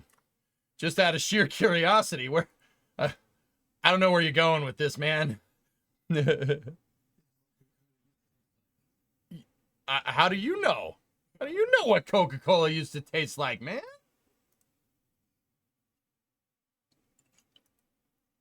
Nah, today's world took all the sport out of it.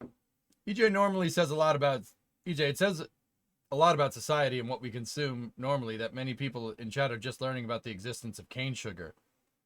I'm at a loss at Tal. Dude, I'm at a loss, bro. I just want my Mexico.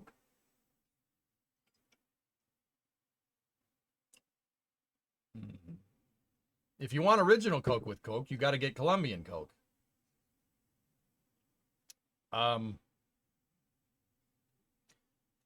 No quiero. Por favor, no quiero Coca-Cola Colombia. No quiero.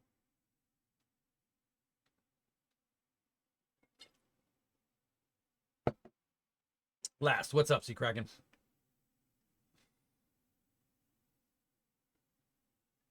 Just been watching the Freb Rebuild episode 1, and by golly, you were funny. You were funny 7 years ago. I was funny? I don't know. Is that a good thing or a bad thing? Like, funny how? Can we go back to talking about space stuff? That's what I'm kind of trying to do, Glitched. Yeah, also was?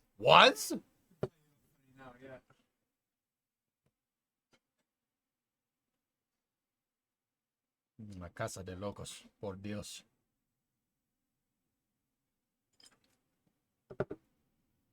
You had more hair. Now that's true.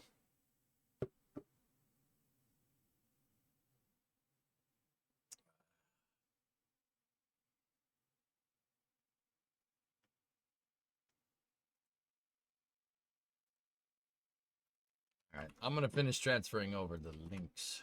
Linky-dink. Link-a-dink, dink, dink, dink, dink. Anyway.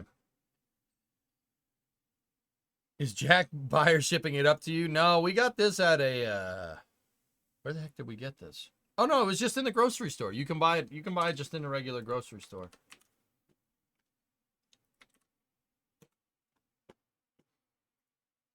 I got it at a Market Basket, guy. Frickin' Market Basket. All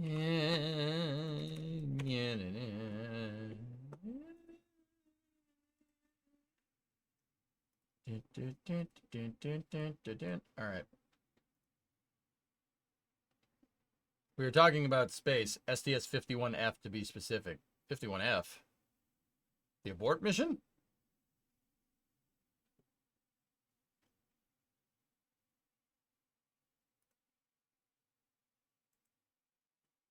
Something about you having the same humor, a worse camera, and you looking like this was really funny.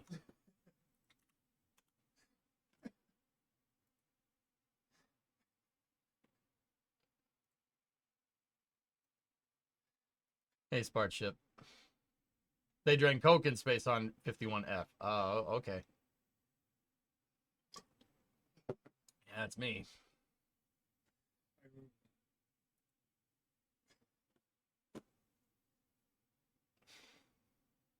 Right.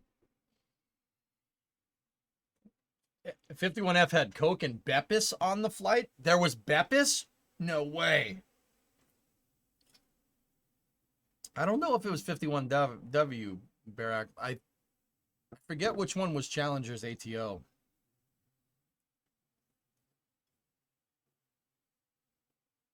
Conk and Beppis. Yeah. At least I age well. Okay.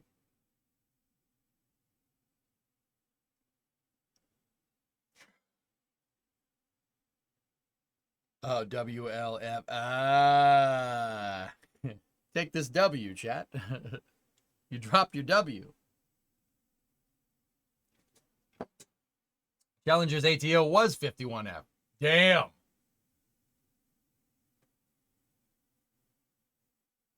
What the heck? When did I take that picture? I don't even know when I took that. What?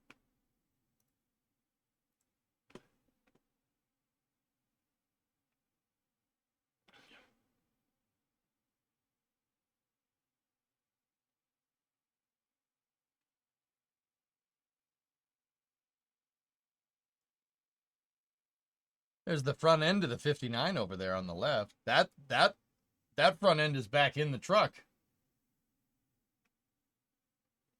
Huh.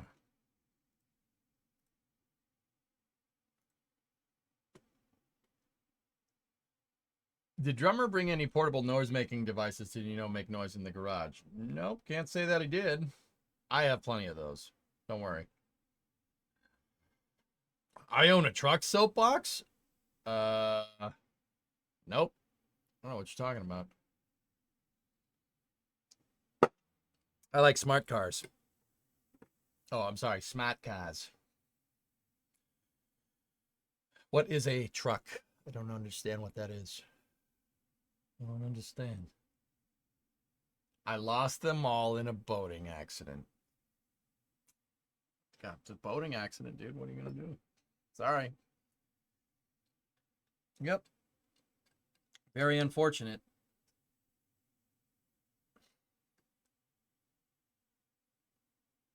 Venturi Astrolab has the good axle design, James. Oh, yeah?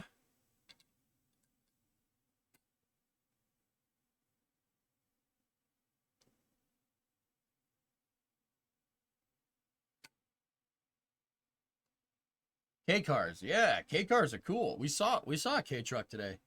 We saw a K truck tooling around Plymouth, which was weird. It looked very out of place, but it was still cool. Do you know about the Brabus Smart? No. No.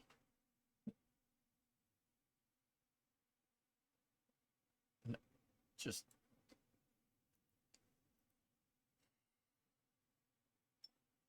no. No. I don't want that. How's the exhaust project going for the 250? I have made no progress on that. Is that a leaked footage? Who's taking a leak?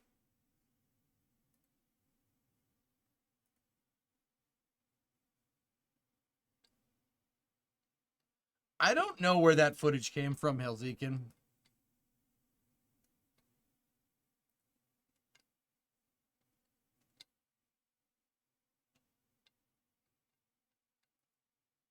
Not gonna lie, there was a little bit of this going on when you upgraded.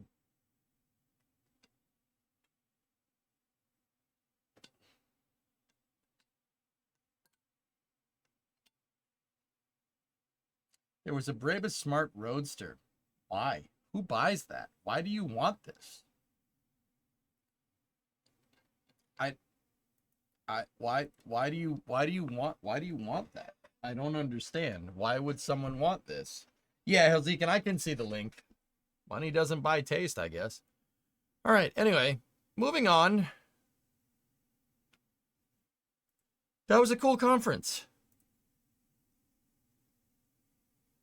You know what else is cool? Dream Chaser.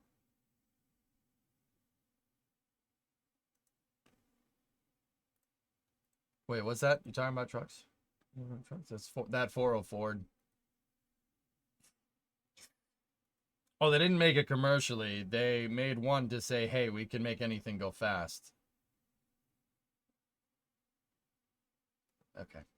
Yeah, here. Dream Chaser's cool. Look at that. We got a tweet from Sierra Space today about Dream Chaser. This is in Plumbrook. This is in Ohio. Vacuum chamber testing. Yep. They're gonna, this thing is basically a gigantic reverse pressure cooker. Minus the heat and no pressure, actually. But yeah, the cool thing about this is that's about as high a flight fidelity as you're gonna get before you get the real thing. This one is scheduled to fly. Kiko as well, if you saw. Oh, what is he saying? Oh yeah, we'll share that one, Helzik. Wow, riveting. Or is it screwing? Or bolting? Look at that. That's the grapple point right there. They're going to put a grapple plate on that eventually. I'm just wondering what this extruded aluminum is holding up. It's probably some sensory equipment, if I had to guess. Aluminum.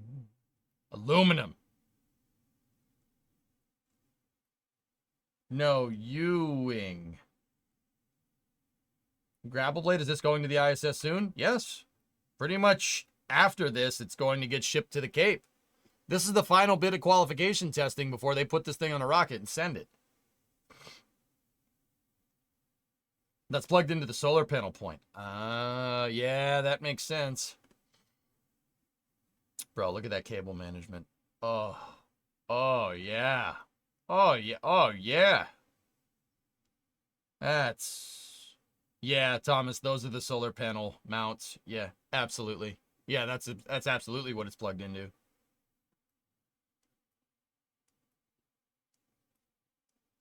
Is that the shooting star module? Yeah, John, it is. It's pretty sick, dude. It's pretty sick, Chubbs. Chubbs. Aluminum profile. Aluminum. My name is Jeff. My name's Jeff.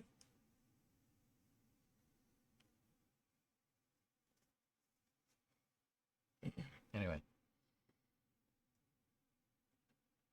Yeah, this looks really good. Yeah, that's pretty good. Well, that's pretty neat. Yep. It's really cool to see the Nomex the Nomex tiling from the shuttle and some tiles next to each other on a spacecraft. This is yeah. You ever stared at it? Marveled at its beauty? Do the sound effects go to YouTube?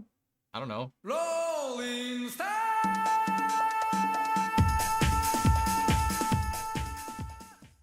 Was that a yes? Sorry. Yeah?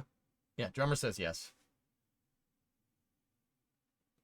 Anyway, so yeah, this is Dream Chaser completing its final bit of vacuum testing here. And once again, this is pretty much the last thing they do before they lick the stamp and send it. It's scheduled to launch on Vulcan sometime this year. But yeah, soon this thing will be up there. It's pretty awesome.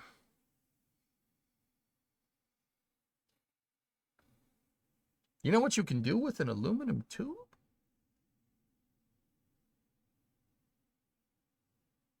It's going to launch on Vulcan. Yep, Vulcan. Anyway, next bit of news here. Oh, speaking of the vacuum chamber, the Polaris Dawn Dragon is headed to the vacuum chamber. Headed to vacuum chamber testing. SpaceX team celebrate Dragon's departure with Jared Isaacman, Scott Poteet, Sarah Gillis, and Anna Menon. That's the crew of Polaris Dawn, ahead of launching this summer. Yeah, there they are. Yeah, that's in Hawthorne. There it is, baby. Sweet.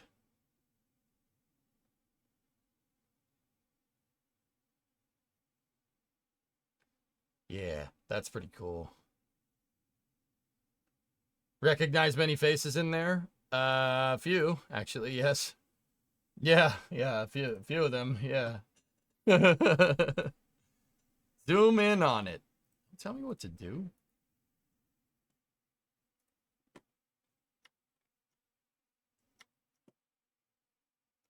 Oh.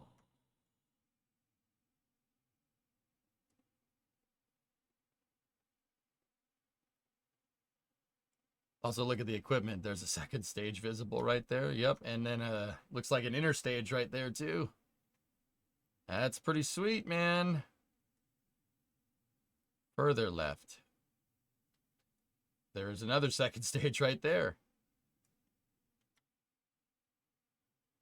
That's pretty cool. What do we got over here? Hold up. Very nice. Tubes. Look, chat. Tubes. Tubes. Tube. Tubes. That's awesome, man. Really cool. Really, really freaking cool. All right, we got that one already. Nice wallpaper. Yeah, it doesn't suck. All right, so little no, we need to go hang up. Hold on a second. That was not the yes. Yes. This is what we want right here. That was the follow-up tweet to that. Don't say tube like that. It might decide to cancel its space program. Rip. Rip. All right. So, NASA and Boeing are now targeting Monday, May 6th for the launch of Starliner's crew flight test mission to the ISS. The date adjustment optimizes space station schedules of activities. There it is. Crew flight test for Starliner. Coming at you on the 6th. So we're about a month out from it, which is pretty cool. Also, that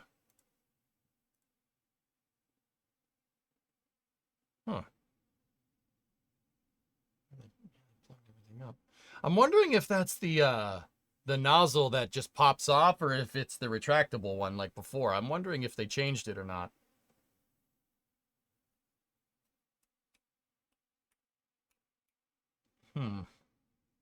No, not delayed again. We're on the boards. The only reason it's all the way in May is that it's all the way into May is so they could have a vacated docking port.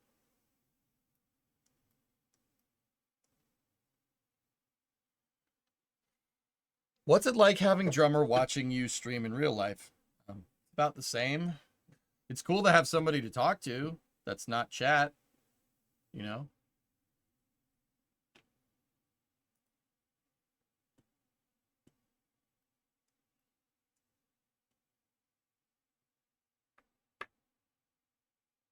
He is chat. No, he's not. He's not chat. He's Drummer. He's right there.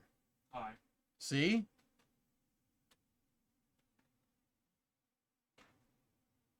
See? Told you.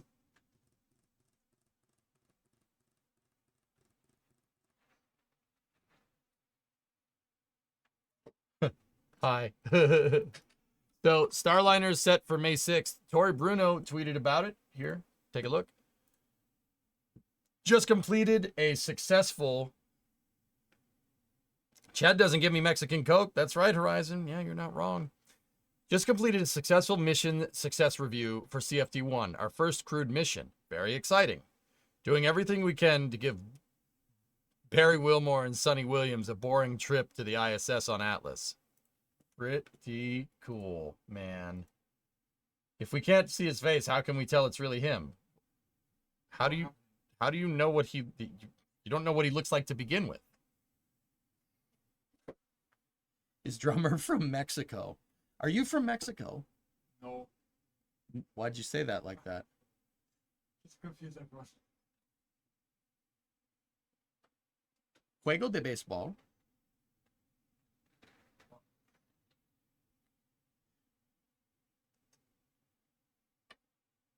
Thanks for ruining it. You're a real peach. I can ruin whatever I want. It's my party, and I can cry if I want to. I'm talking to you the way I want to talk to you. You don't like it? Turn off your station.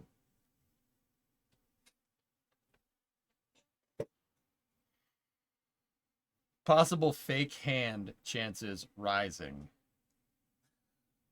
He's not showing his face, guys. He doesn't want it. He's a secret agent man. Okay. By boring, Tory Bruno means no anomalies. That's correct. Yep. I'm not surprised EJ hasn't thrown him in the river. What? You know, more people have suggested I do that. I throw you into the Fort Point channel than I really honestly thought would. Like that specific thing to do. It's like, oh, drummer's there. Throw him in the harbor. I'm like, why would I do this? Why would someone why is that specifically getting suggested? Yeah, I think so, King. I don't know, man. Call to Arms is pretty fun. Any other space news out there for today? Yeah, there's more. Because tradition. I don't think that the American revolutionaries threw the British soldiers into the harbor. I'm pretty sure they threw their tea into the harbor, not the actual person. I'm not tea. Yeah, drummer is in fact not tea. Chat. I don't know if you knew this. Why is drummer there? He wanted to take a vacation to the States. I want a break from you guys. Oh, wait. Oh! It's freaking spicy. Oh.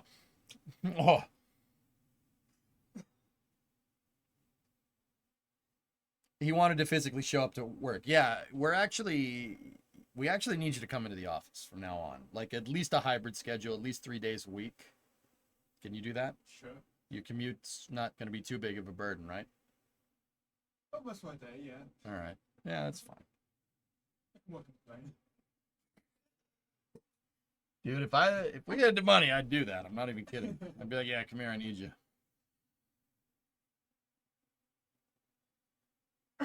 Give him the pink slip. He doesn't work for me. Teach him about proper football. Says the Dane. All right. I mean, I taught you about baseball. Taught you how baseball works.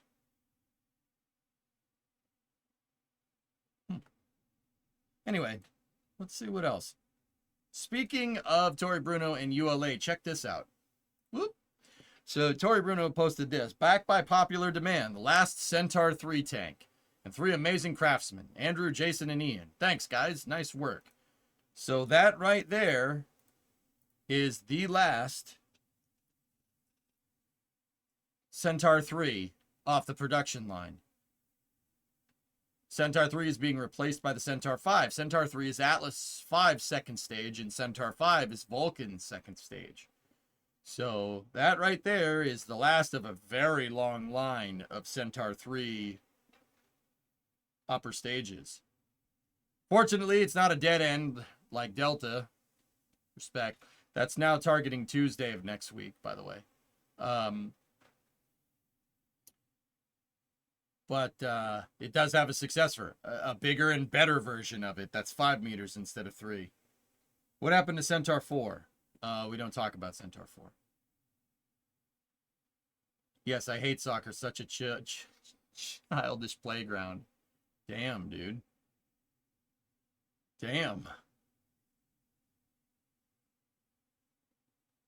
Size up, do you like oil by any chance? Like oil. Like oil's pretty good, right? Like you a fan?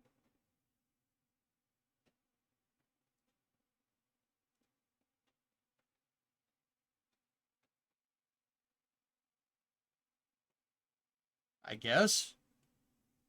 Oh, you guess? Oh, okay. I was trying to size you up to see if we could be even more friends than what we were, but we sold most of it to Norway.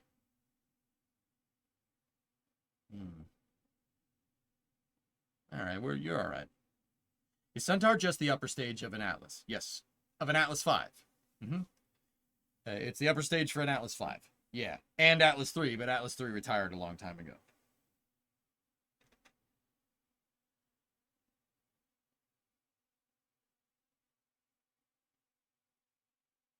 Oh yeah, Tessa, soccer would be a much better sport if people got red carded every time they flopped. Like, if somebody gets hit and some guy goes, ah, and they look at the replay and he whiffed, like he just blatantly flopped, that person got thrown out of the game, that would change the sport completely. There'd be no footballers left. I know, it'd be hilarious. So you get people in there that aren't a bunch of wimps. Yeah, yep. That's what I'm getting at. Past DJ was funny.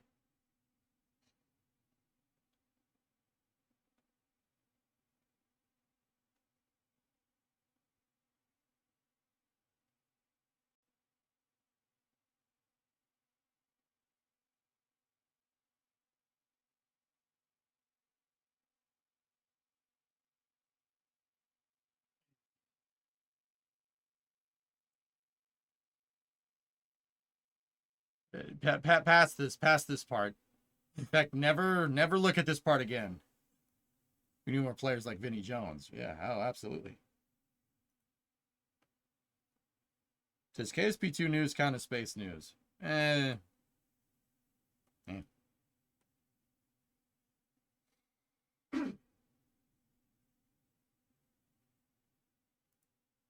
All right, so I still have more space news for you. This was posted by NASA's Gateway Twitter account yesterday. Check this out. This is the Habitation and Logistics Outpost. It's one of the modules for NASA's Lunar Gateway, which is their basically a small outpost that's going to be out orbiting around the moon. I always say look for the flight hardware, and that's the pressure vessel for the flight hardware, so that's actually pretty freaking cool.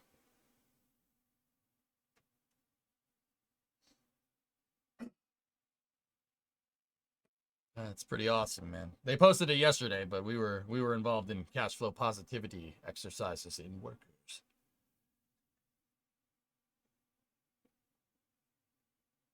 That's actually really nice. Really nice. That's awesome.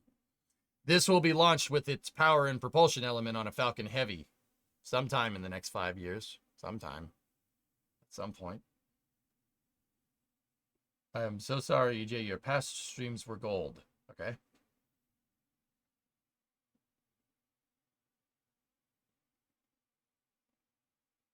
Yeah, local. I like that idea. That sounds like a good sport.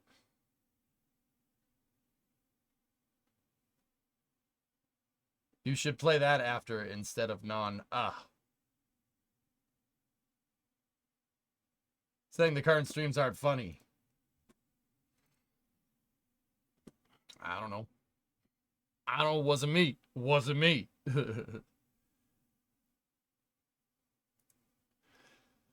Okay.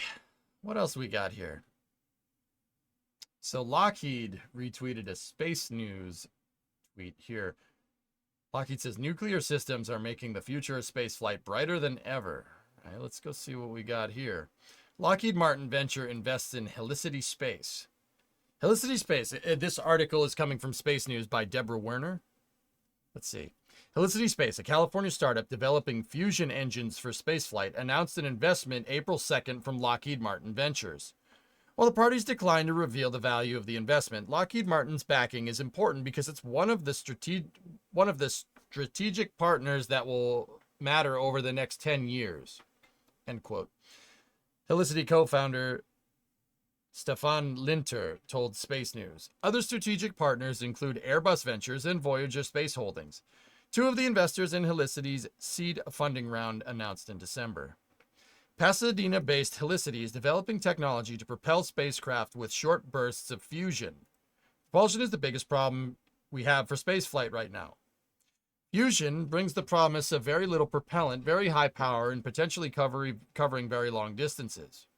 Another approach to speeding up deep space transportation is nuclear thermal propulsion, which Lockheed Martin is exploring under agreement with NASA and the Defense Research Projects Agency.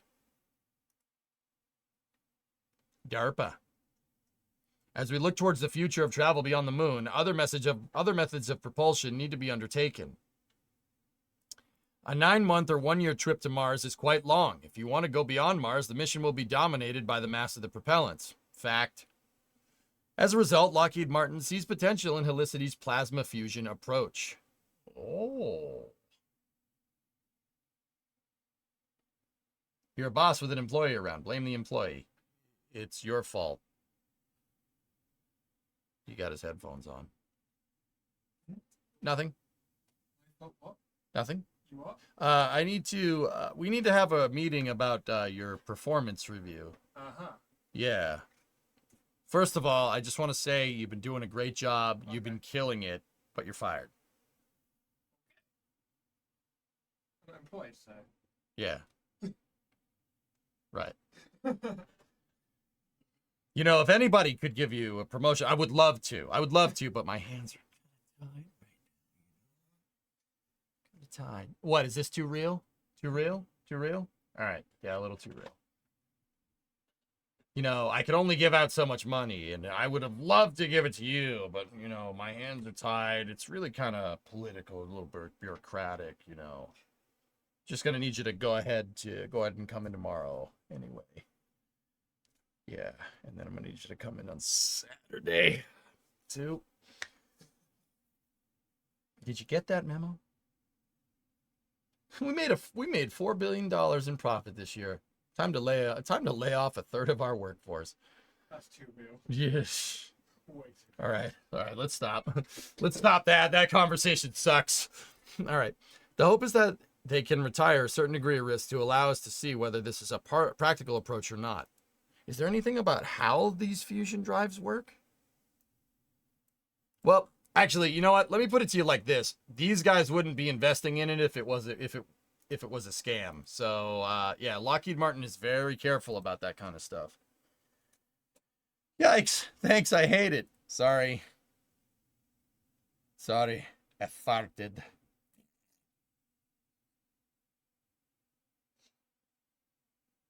Yeah, we'll get you pizza this Friday. Lunch is on me. It referenced pulse fusion. Interesting.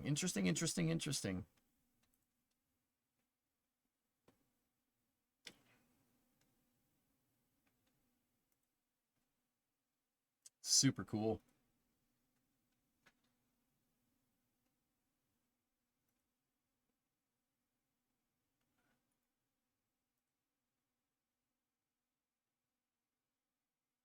And last bit of space news is coming from Matt Lown here. It's not really space news, but Matt, a European, attempted to name the states on a blank USA map. I think I did poorer than expected.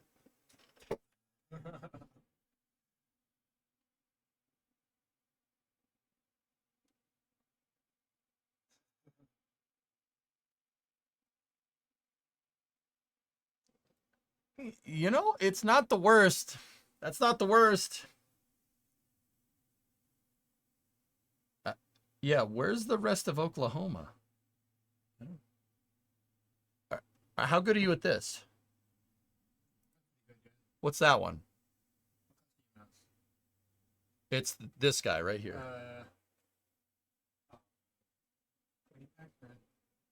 Did you say Winnipeg? Yeah. Winnipeg's in Canada. Winnipeg is it?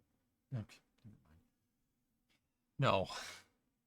I paid ticket to ride, so that's the only reason why I know vaguely where the states are. What about this one? That one? Okay, that's right. That one? Yeah. Okay. This one? Yeah. Right. Okay. What about this guy?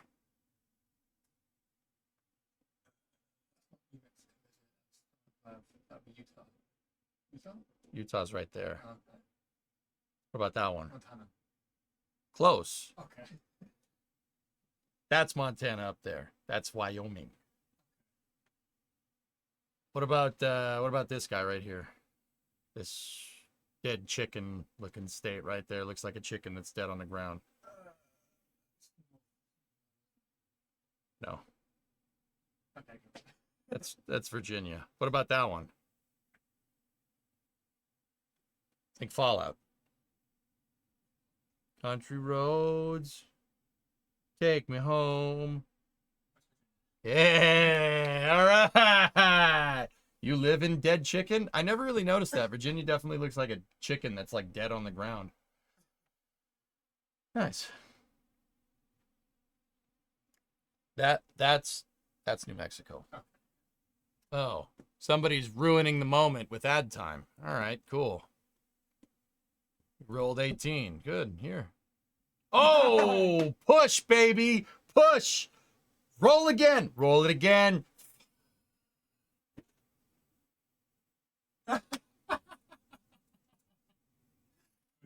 Victory is mine. Ours. The fist bump. There we go. Anyway. We could do that with places in the UK later. Yeah. So I can make a fool of myself too. It'll be great. Why did they deform Texas so much? I don't know what that map's supposed to be. There's a lot of weird looking states in there. All right.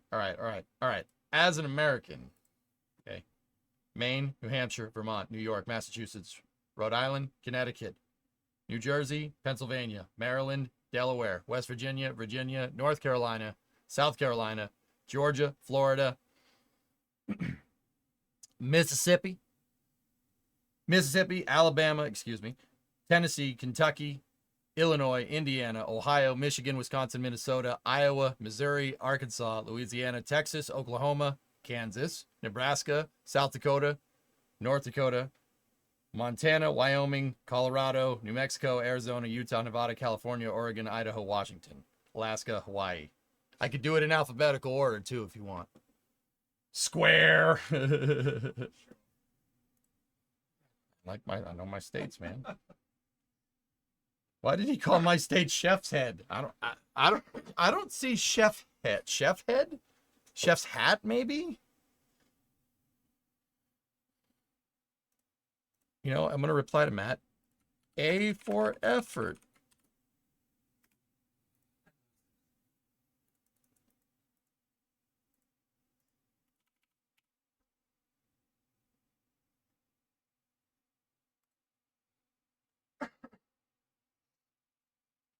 Oh, the hat was Minnesota. Yeah, okay. Because it's Chef's Hat. All right. Yeah, I got you.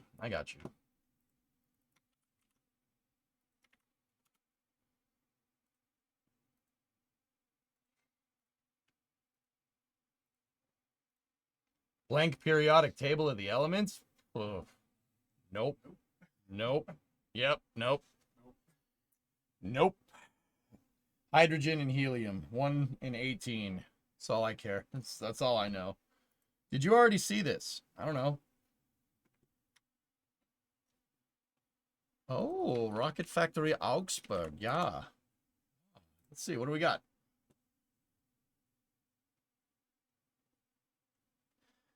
It's time to fly, almost. These Helix engines are now ready for installation on the first stage of RFA-1. This team of pioneers is responsible for developing the first stage combustion engine in the European Union. I don't know what that is. And shaping the future. You don't either. And shaping the future of more efficient and low-cost space exploration. And this is only the beginning. Their next move? Just wait and watch. Sorry. Sorry, my bad. Dude, these look great. Cool. That's awesome. Good for them. Yeah, they got a lot, dude. That's a lot of flight engines right there. Very good. Very good. That was a smooth dig, yeah. Sorry, it came at you fast. What else do you guys want to see? What else do we got? This is coming from Mr. Yorkshire himself. Mr. Yorkshire. What we got, mate? Transport stand. The transport stand is on the move to pick up Booster 11 and take it to the pad for its static fire test ahead of IFT4. There we go. There we go. I mean, Creeper, you know what the funny thing is? You've been linking that for like a good while now, and I've like had it right there the entire time.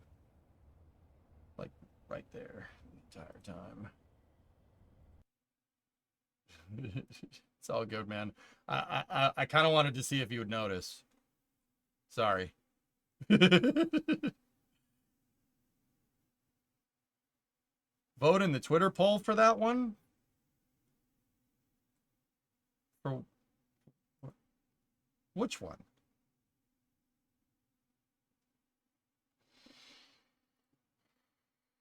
But you didn't have it open. I do now. All right, what is this? Just reviewed Falcon and Dragon launch team's Q1 execution with John Edwards and Gwyn Shotwell. The team set records in just about every category. Falcon, Dragon, and fairing labor hours and cycle time. Launch to launch time on all 3 pads and all 3 drone ships. 2 successful up-down astronaut missions for NASA and Axiom. First ever Dragon 2 to launch from Pad 40, delivering cargo and research to the space station. Flawless execution on critical launch service, NASA Launch Services Program and Department of Defense Space Force missions, including Cygnus, PACE, and SF-124. Nice. 31 total launches and a 12 launch march demonstrating the necessary rate to hit our goals this year. And most importantly, the team did all this while reducing our injury rate and workmanship issues across the board. None of the records above count if someone gets hurt or we sacrifice reliability. Elon always reminds us that the seeds of defeat are planted on the night of victory. Despite the record quarter, the team must stay humble, stay paranoid, and stay hungry. You notice how he says sacrifice reliability instead of sacrificing safety. Yeah, see that right there? This is how you make a space program safe. Right there. Good call from the man right there. That's significant. Significant? Yes, it will be significant. Currently, there are 9 going on the first stage of the RFA-1 rocket.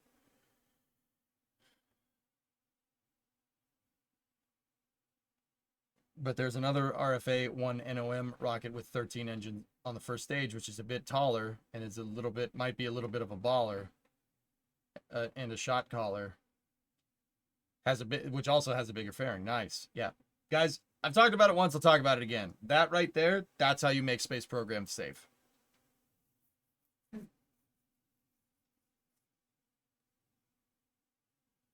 Yes, Norath, correct. I'm saying Falcon 9 needs 20-inch rims. That's what I'm trying to tell you. Yep. 20-inch blades. Yep. That's really cool. I hope SpaceX keeps it up. It is wild to see what they're doing. We are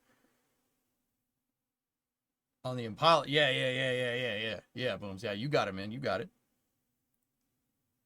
It's wild to see what they're doing.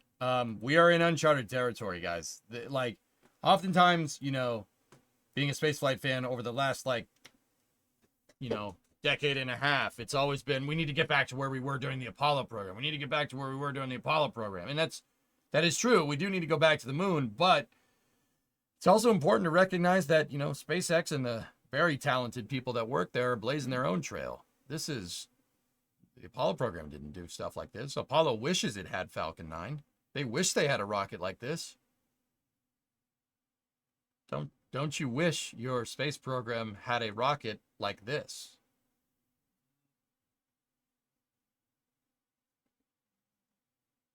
Yeah. My Falcon brings all the payloads to the orbit, and they're like, dang, it's better than your rocket. right? Where are you going? Come back.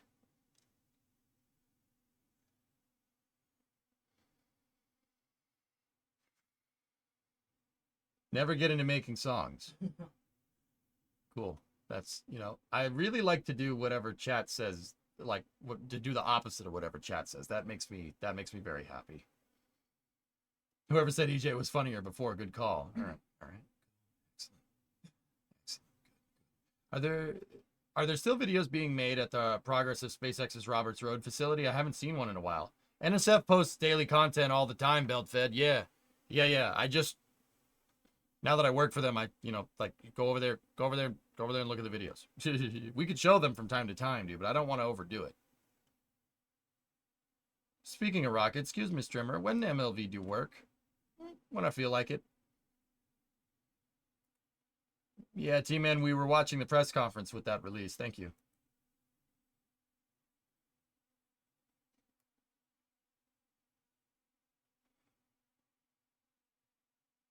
So you buy another Ford truck, but you said you'd do the opposite. I'm not buying another truck anytime soon. I won't fix the ones that I have.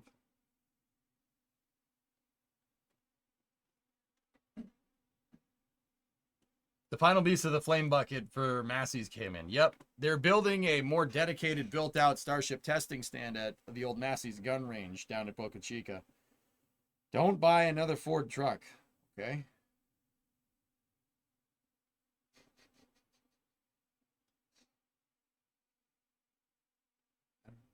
All right, okay. I won't.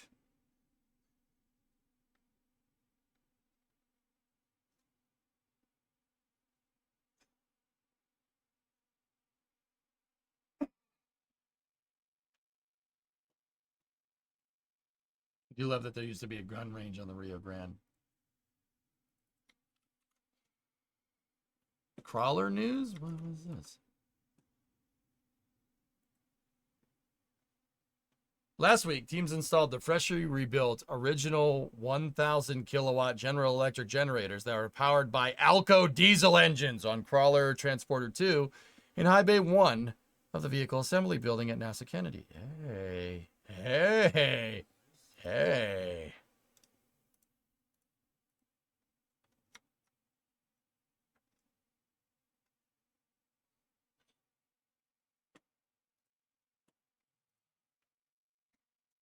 Can he afford one? Nope. Nope. No, he cannot. Very nice. At first glance, those pictures really looked like KSP to you?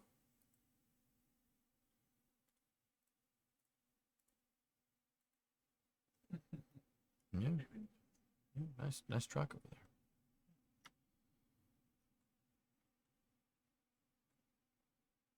Nice.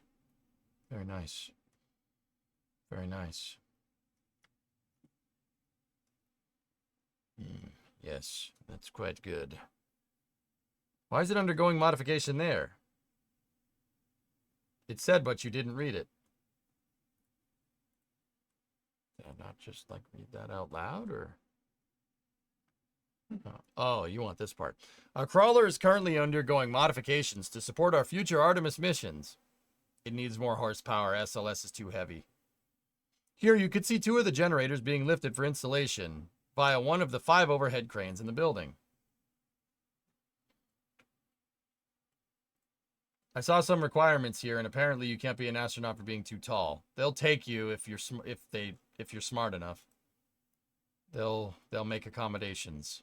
Mike Massimino's as tall as me. He's flown into space. I know. I shook the dude's hand.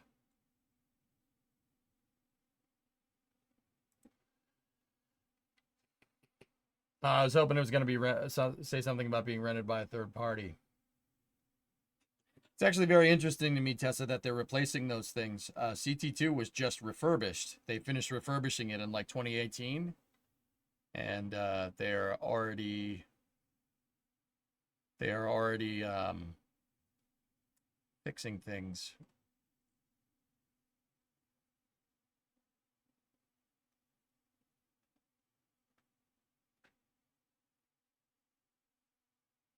Why not just build a new crawler?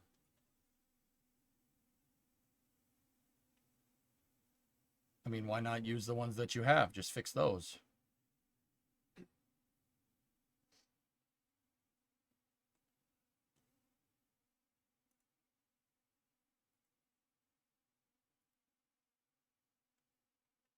All right. Dudes, I think that's I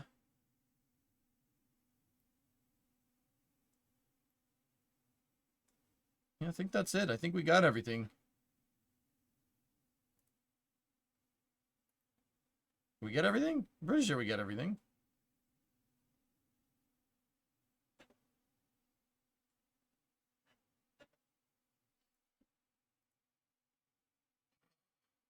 Also, that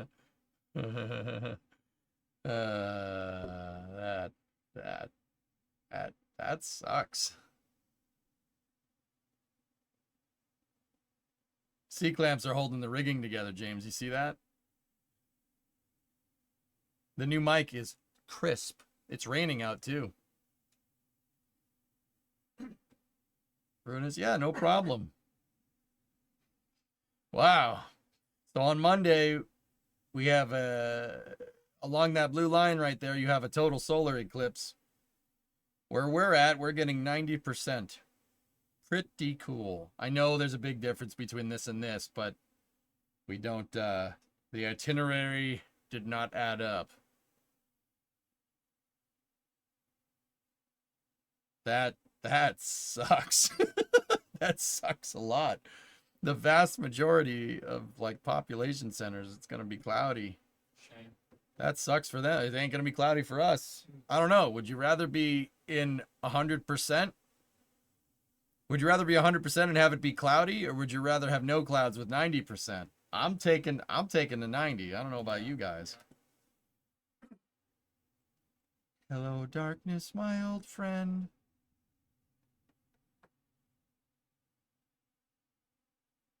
First time living in Cleveland has been worth the darn. Next one in the U.S. won't be until 2044. It's only 20 years away.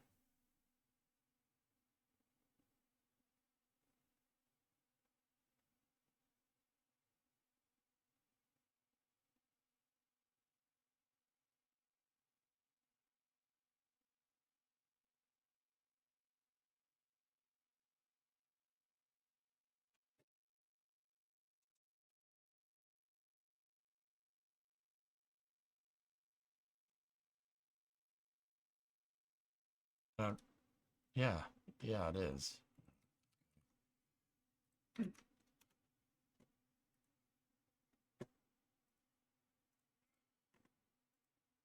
The last leg is down. Oh, yeah. Here's some Starship stuff. Here, check this out. I forgot about this. Take a look. This is the launch pad at 39A. This is on Space Coast Live. Watch that. Ah.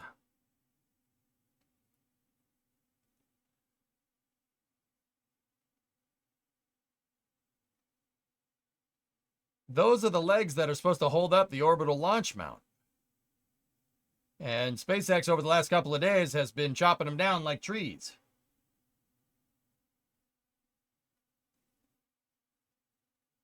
Interesting.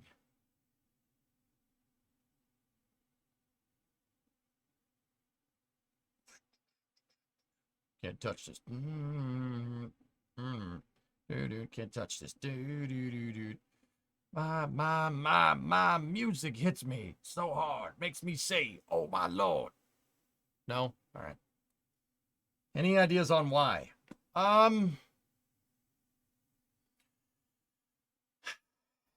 SpaceX's fluid design. They probably learned something from the pad at Boca Chica and are making modifications to this one while they can. It's probably not a modification that they can make to pad 1 at Starbase, right? But if this pad is being built right now and there's something that they want to change, do it. How many times have you made something and you're like, I can do that better? Or like written a piece of code, for instance, and you finish a piece of code and you're like, you know what? If I started this over right now, it would be way better. Yep. That happens all the time. Yep. You want to refactor your code, 24/7, like in 365. SpaceX has the opportunity to do that, right? But they don't want to change the one that they already have working because they wouldn't be able to do test flights. So my guess is that they learned something from the last 3 flights that warrant a pad change as long as the new pad is being built. That happened with Falcon 9, guys. Falcon 9's first pad was pad 40, right? Launching Falcon 9 1.0. And then the second pad was Vandenberg, launching Falcon 9 1.1 in 2013. And then in 2017, 39A came around. All 3 of those pads look completely different. Like the Falcon launching infrastructure, obviously they're all different because they were all launch pads that were used by the rockets at the time, right? Or well, before SpaceX got the the leases on those pads. Slick 4 was a Titan pad. Slick 40 was also a Titan pad, and 39A was a Shuttle and Saturn V pad. So the pad infrastructure, like the surrounding pad infrastructure, is going to be different, but even the transporter erectors, the commonality between all of those look completely different. So there's really no, like, I would be surprised if this was an exact replica of the one at Starbase. I would be very surprised, you know?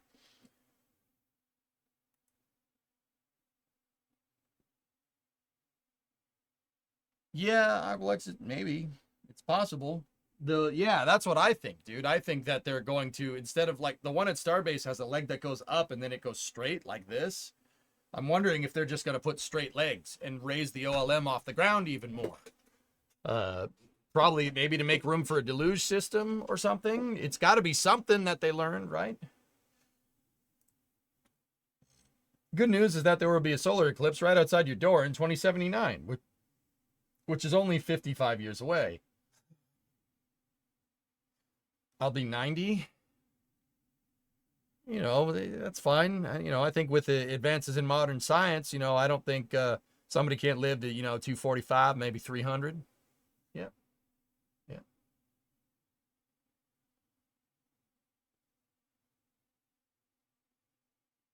Yeah, but at your level of income, you call me poor?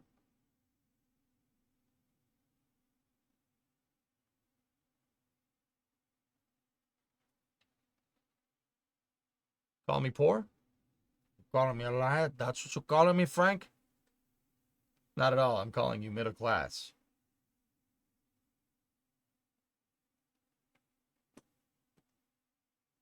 I see where you're going with this, illness. Just, yeah.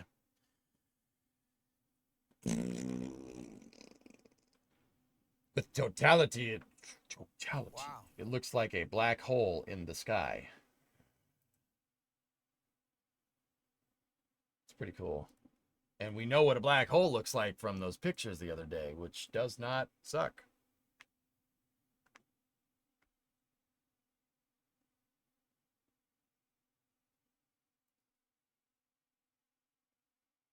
Hang on one second.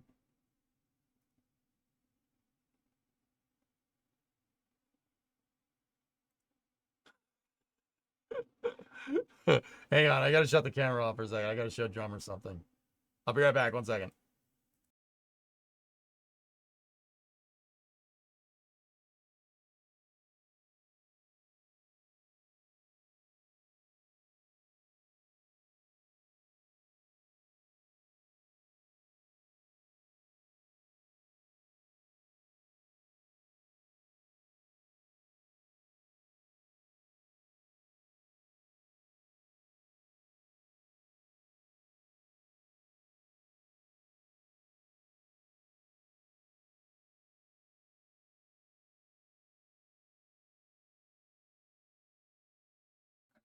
Okay, we're back, and we have the combination. Drummer, go back to the golf course and work on your putts. I saw the last one here and 1000% recommended if you can. I can't. So why do we keep recommending it? I have obligations that day, man. Obligations that supersede the Eclipso. Okay?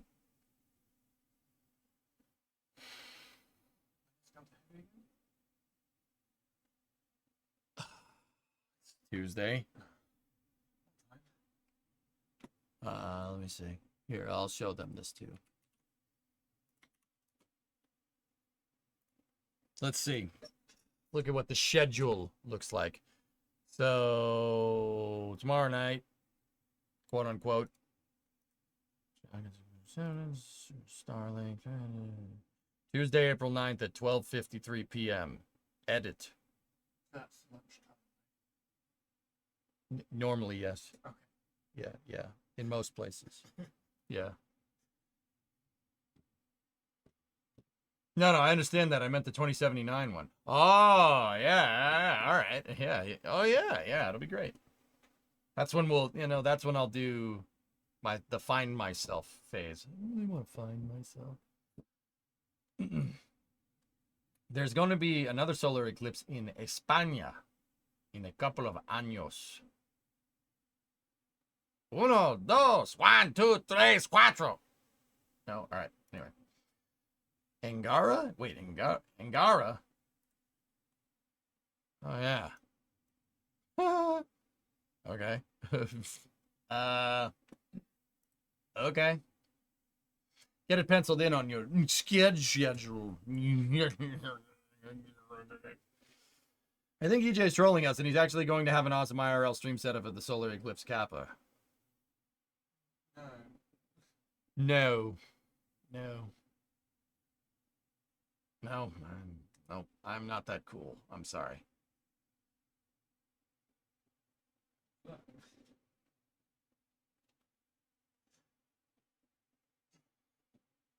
Saying he's not in the path of totality.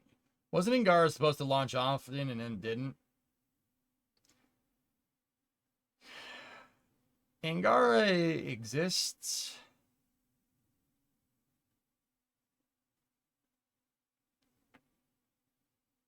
It exists. That's all we'll say. And that's all I have to say about that.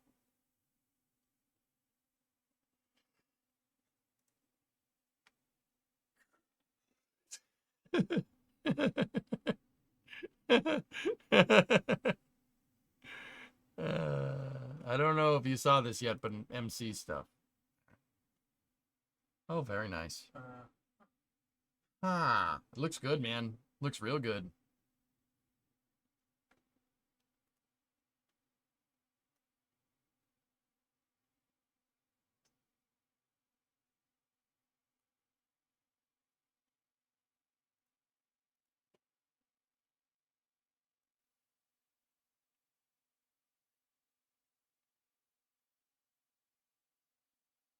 진행했습니다.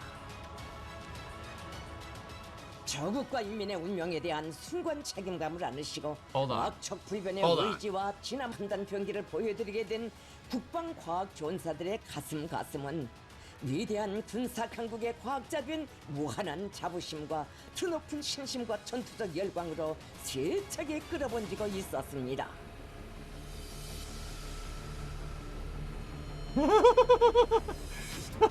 Look at this thing. What the hell?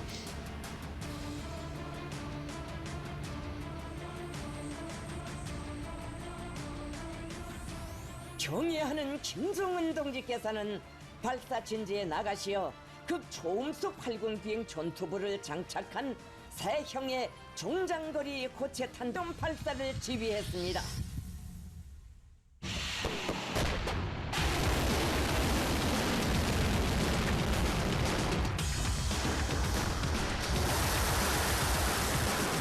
Not even the good kind of rocket. It's the stupid kind. They launch it on a freaking golf course? It's not pointy. How are we supposed to instill fear in our enemies?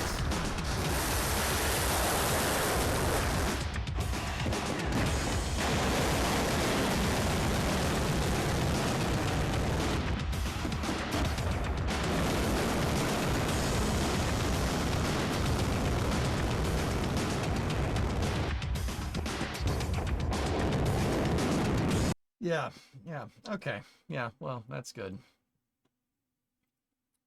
Is that Russian? No, that's Best Korea. It's not Best Korea. It's not Best Korea at all.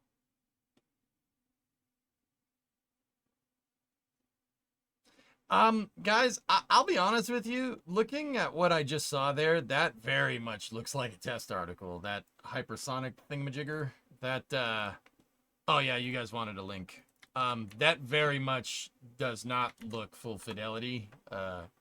You could tell because it kind of looks like paper mache. Like, this is not, if anything, it's definitely not a propulsive testing article. One, it's got paint on it, you know? Paint on a hypersonic vehicle. Like, it looks like they spray painted that checkerboard on there. I'm not sure why you would do that, but, you know.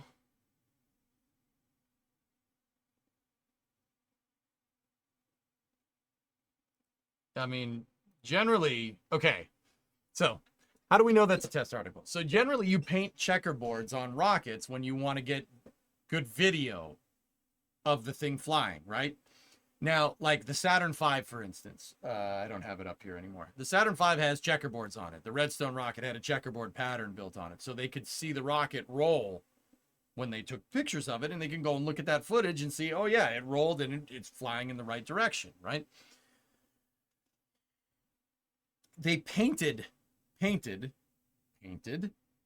same type of striping and imaging on this thing on a hypersonic test vehicle. So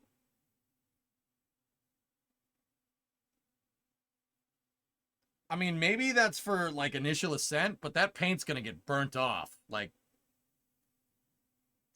that paint's going to get burnt off real quick. But see, okay, this goes back to it. Why would your carrier vehicle here in this particular case is already, you already know that works. So what's the paint for? I'm confused. It's deception. They're flanking us. Oh boy. Yeah, so I'm going to go ahead and guess that that's probably some type of test article, probably an aero test article for the vehicle. But also you got to, you know, everything's got to be a show, right? Like,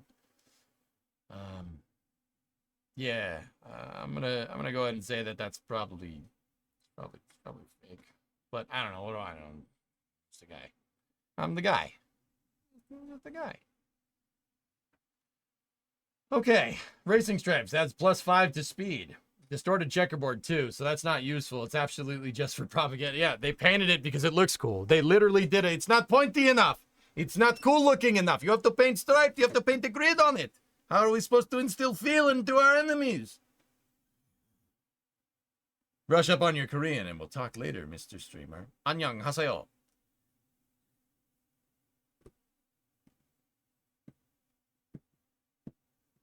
Well, we're waiting.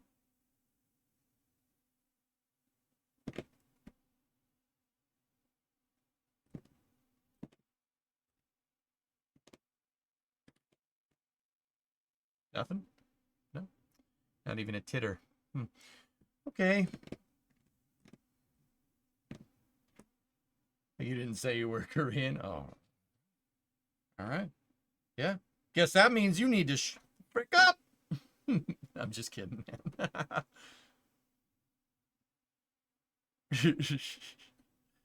All right, dudes. Well, that's going to do it for space news. It's pretty dry on the rocket launches for the rest of the week. There's a couple of Starlinks here and there, and that's about it. That's really weird that that sentence just came out of my mouth. But, you know, that's fine. The chopsticks were just raised to wait on Booter 11.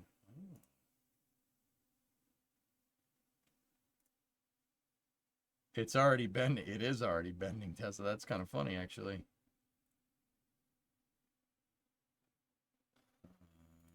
NSFSP. Brush up on your Klingon, and then you and Worf will talk. Kaplach.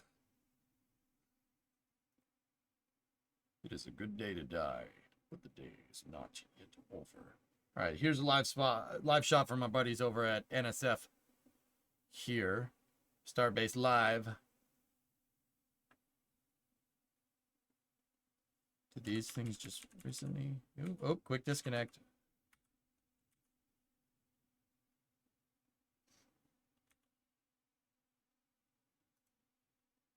Cool. I saw a rocket over Las Vegas at twilight 2 days ago. Left a big trail in the sky. Was that SpaceX? Yep. Starlink mission. Yeah, Sea Search. That's what that was. That was the Starlink 715.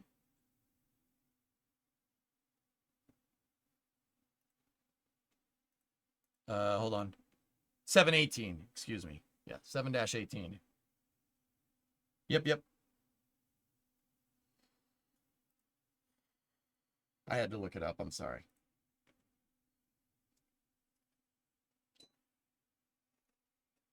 Cool.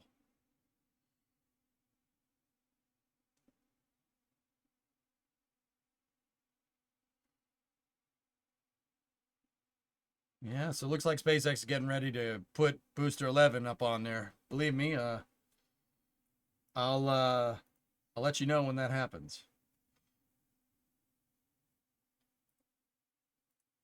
Here's a cool one to shoot for.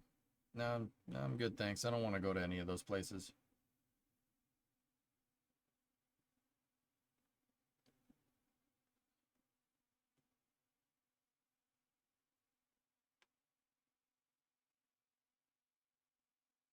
You never realize how big the tower is until the perspective. Yeah, that's right. That's right. It is a monster. All right, dudes, that was a good 3 hours of space news. That was pretty good, man. Pretty freaking good.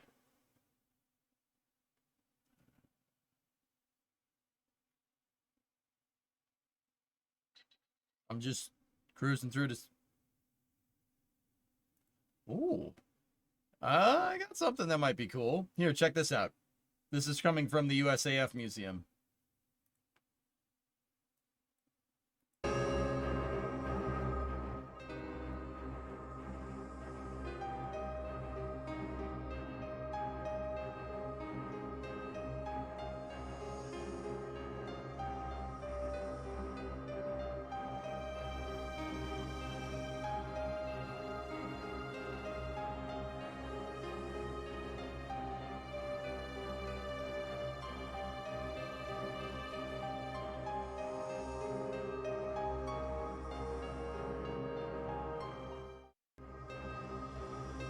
So this is the restoration project on the X-32.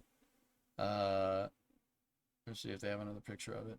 I thought there would be more pictures of that thing, but nope. Turns out no. Oops. Kerbal in a nutshell. Single engine thrust vector. Very meh. Yeah. Oh, yeah. This plane was the plane that lost the Joint Strike Fighter competition to the F-30, to what would become the F-35. That's the X-32. It's got a mouth. Yeah, it's got a mouth. The face that Drummer's making right now is awesome. It's something like this. Happy plane. Look at how happy it is.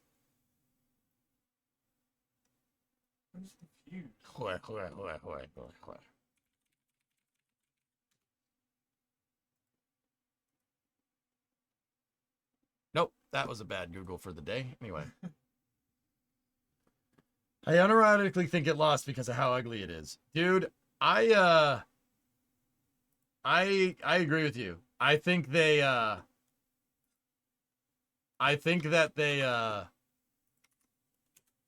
they didn't choose it because it looks ridiculous. To be 100% honest with you. Still rather have a Harrier. Okay, enjoy losing.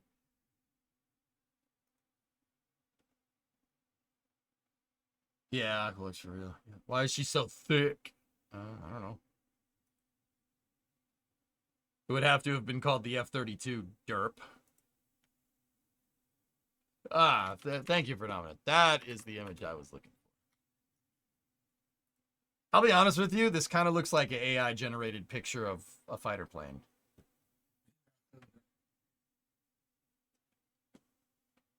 Yeah, yeah.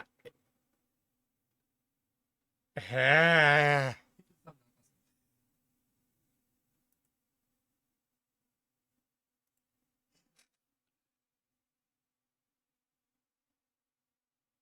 we go.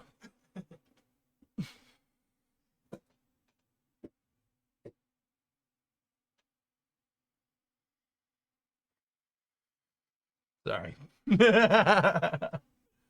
Dang, boys. See, there.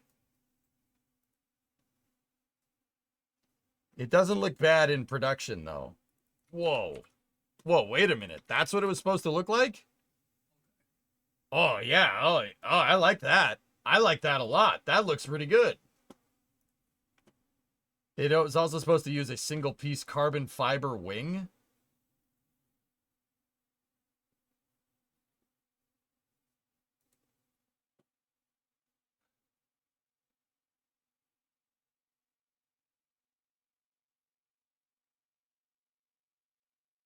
Why would someone do that? What? But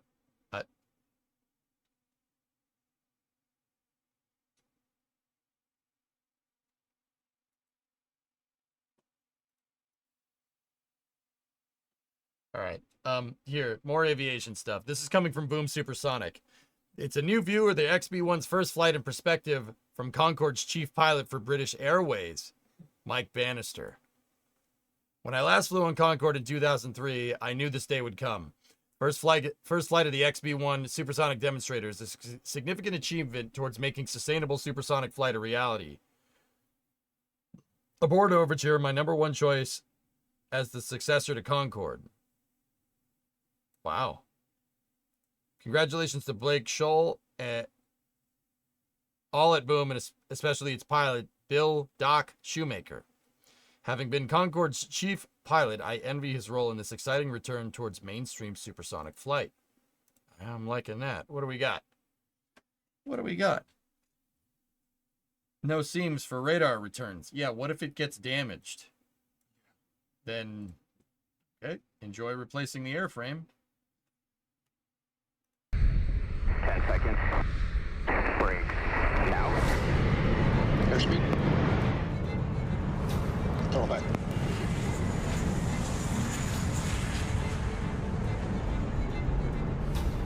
Coming easy right. Clean and dry. Left wheel spinning. Test control, I have you on card 3. You're go for 12 alpha. Test. Test is 2-8. Yeah, hold on, Tessa. Chase 2-8. Sample complete. We're going to start the decel. 2 gamma descent. Expect about 175 on file. You're on flight book. You're on center line.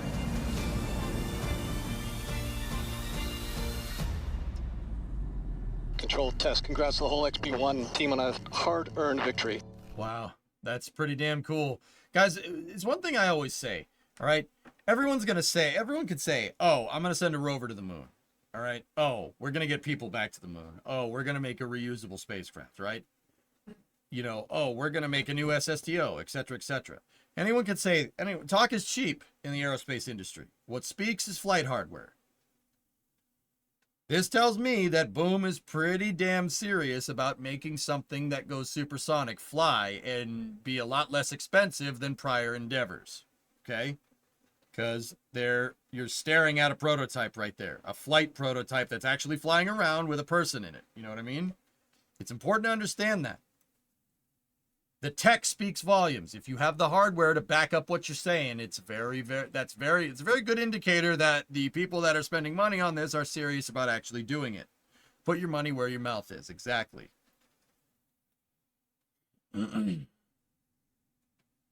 Which is pretty rad. Also, yeah, your primary flight, I'd say that's a multi-purpose information panel, actually has a camera that's pointing out the bottom of the nose. Should also look at the chase aircraft, painted a nice pearlescent color, November 938 TC.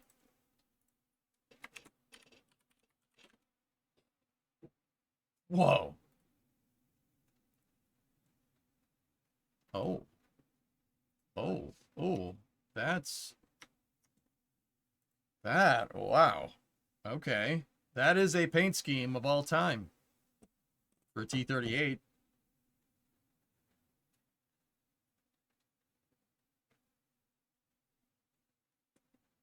GTA Online has entered the chat.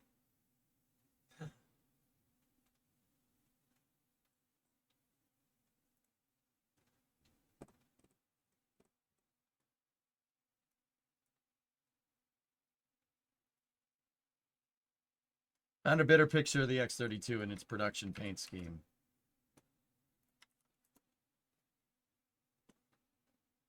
Tessa, that's not it, you bonehead. It's underwater.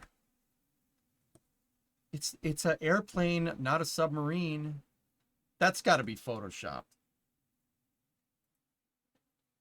It's got to be photoshopped.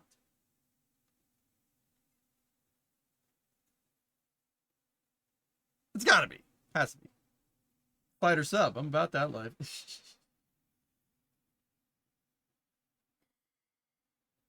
Is this a first for flying through a screen? No, Horizon. No, not yet. Not.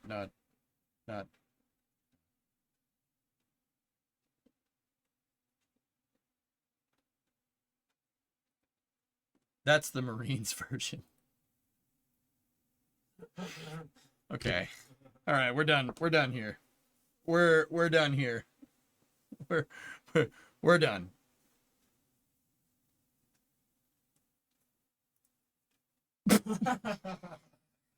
Think that was the concept for the plane?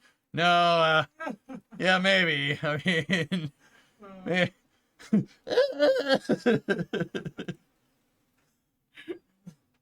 oh, shoot.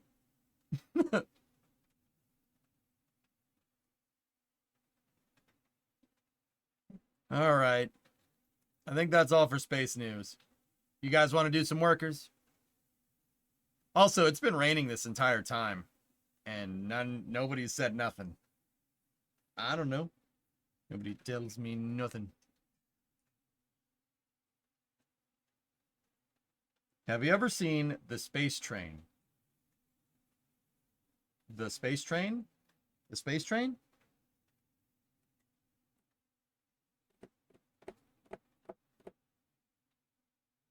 Have you seen The Space Train? Yeah, but it doesn't exist. That was a word that was... Yeah. It wasn't even a render. It was just like, yeah, we're going to make a space train. All right. Well, you said something at the start of the stream.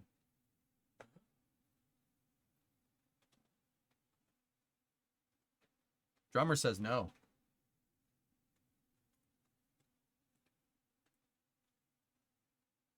Oh, yeah. Yeah, that's right. That actually is the last bit of space news. That's a big one.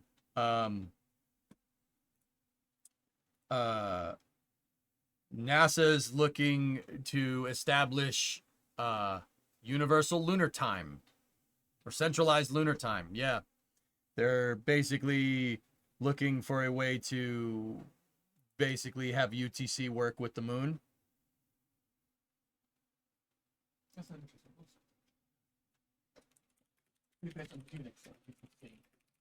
Yeah. Give us the rain sound. I mean, okay.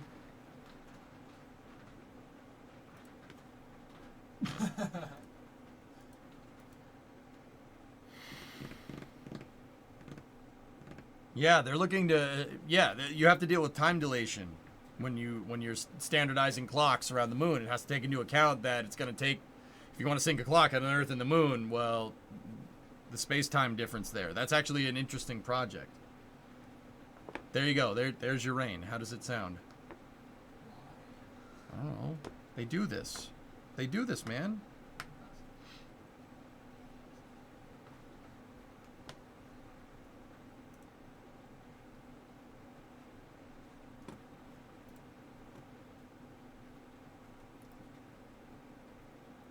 Did you let drummer fly your shuttle? No.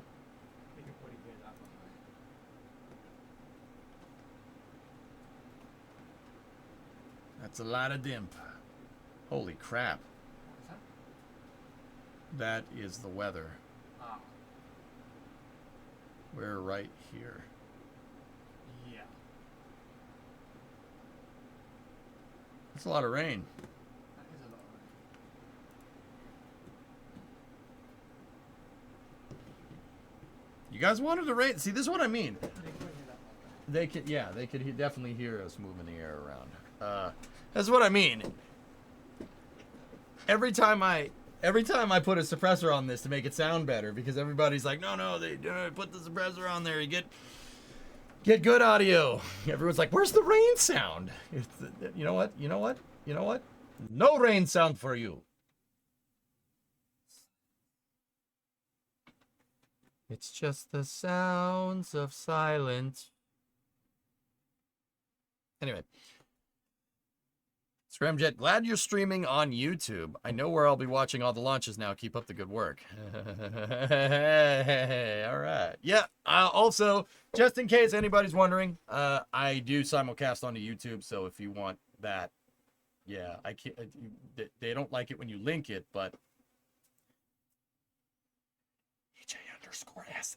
That's all I'm saying. I'm just saying my name, EJ_SA. That's all. I don't know why I thought it to be relevant. Yeah. Eliminate the actual rain sound and put in a fake sound effect. Well, I wouldn't want to be unoriginal. Okay.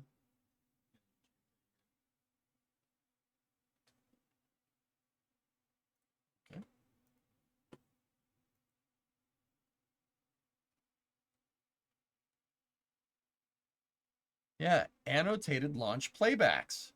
He did not link the simulcast. He linked the channel. Precisely. Differences. And I didn't link it. Krakenbot linked it. No, it was nice. Drummer didn't link it. I don't know. Must have been a glitch.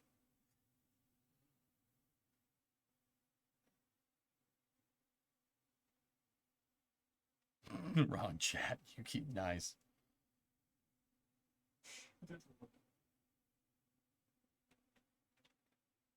Yeah, Horizon. Yeah, thank you for everybody that's idling over there. I do appreciate it. I am watching both chats for what it's worth.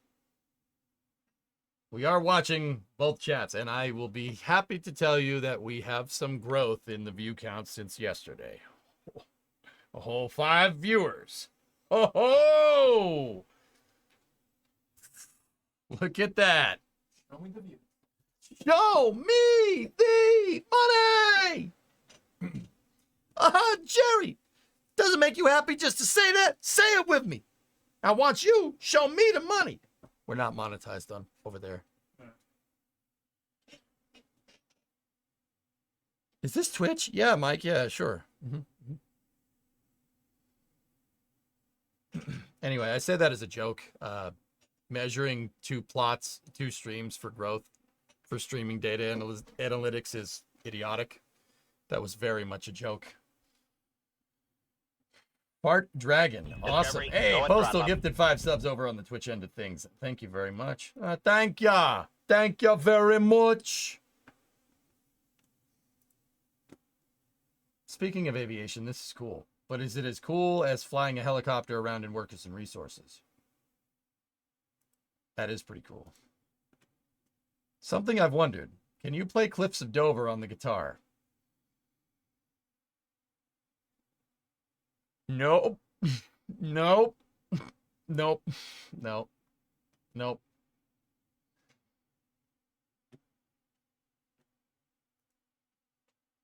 Oh, you guys just broke the record. Oh, that max concurrent record. Look at that. New record. So you're not that EJ. No, no, no.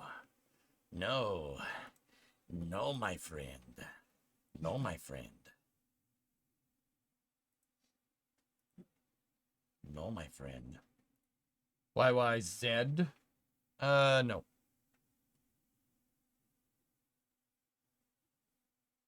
You can shove your record up your pyginus. Oh, you got zapped, RJ. Deal with it. Bravo, we were playing Call to Arms. You want to check it out, but I was at work. Okay. We will be playing Call to Arms again, but I'm going to try to play some workers now. So if you're not here for the gaming side of things, that's totally cool. Guys, the next couple of days I'll probably be doing shorter, if not no streams. Thursday, Friday, Saturday, Sunday. The reason why is, well, here's the thing. Okay, I'm in a little bit of a predicament here. So I have a drummer here. Hi. See, he's never been here. So I'm thinking it might not be the worst to take drummer to the sites. Like, Battleship Cove, maybe? Maybe the USS Constitution. Yeah. But I got to thinking, maybe we'll do like a couple of live streams here and there. Maybe from the deck of a battleship or something. Little quick impromptu,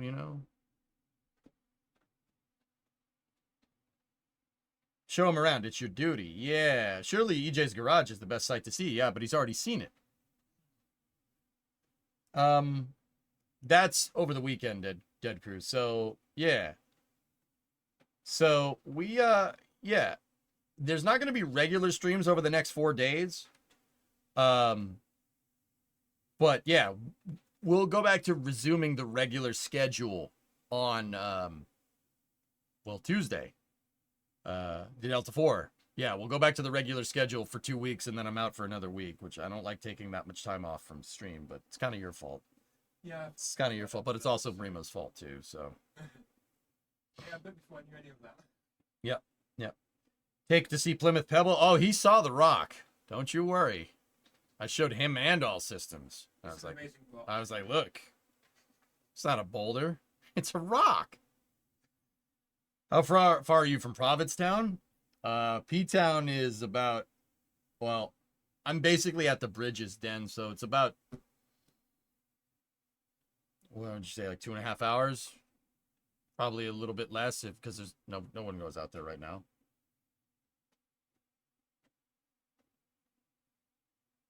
It's a large boulder, the size of a small boulder. Precisely. Yep. Anyway, Postal, thanks for giving out that 5. I do appreciate it. But so yeah, guys, we'll do a couple of small streams here and there when we can, if we get good reception. But yeah, Thursday, Friday, Saturday, Sunday, I'm going to be off for a little bit, and we will resume your regular programming with the clips on Monday and Delta 4 on Tuesday. The Monday stream might be a little bit shorter, though. But, yeah. Because drummer's leaving that day, so I have to drive into Boston on a Monday. Hello, darkness, my old friend. I've come to visit you again. They're saying clouds for Monday. Where you are. Leave 3 hours early. Yep. On an eclipse day, too. Before we go to workers and resources, I recently found this picture of crews at Slick 19 working on refurbishing the 34 hold downs for middle school for Skylab missions.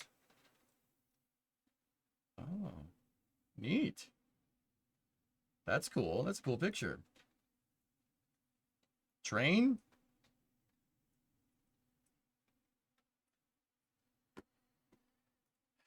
The train doesn't go directly to the airport. Alex, it would be nice if it did. Drummer would have to, I'd have to drive Drummer to the closest train station, which is not close. And then he would have to take a train all the way into Boston, and then he'd have to transfer at the end of the line to a bus that would go to the airport. That right there is not conducive to being on time for a flight, especially an international one. That's not a good idea. I would not bet money on the MBTA to get me somewhere on time. No. Hey, D-Man, how are you?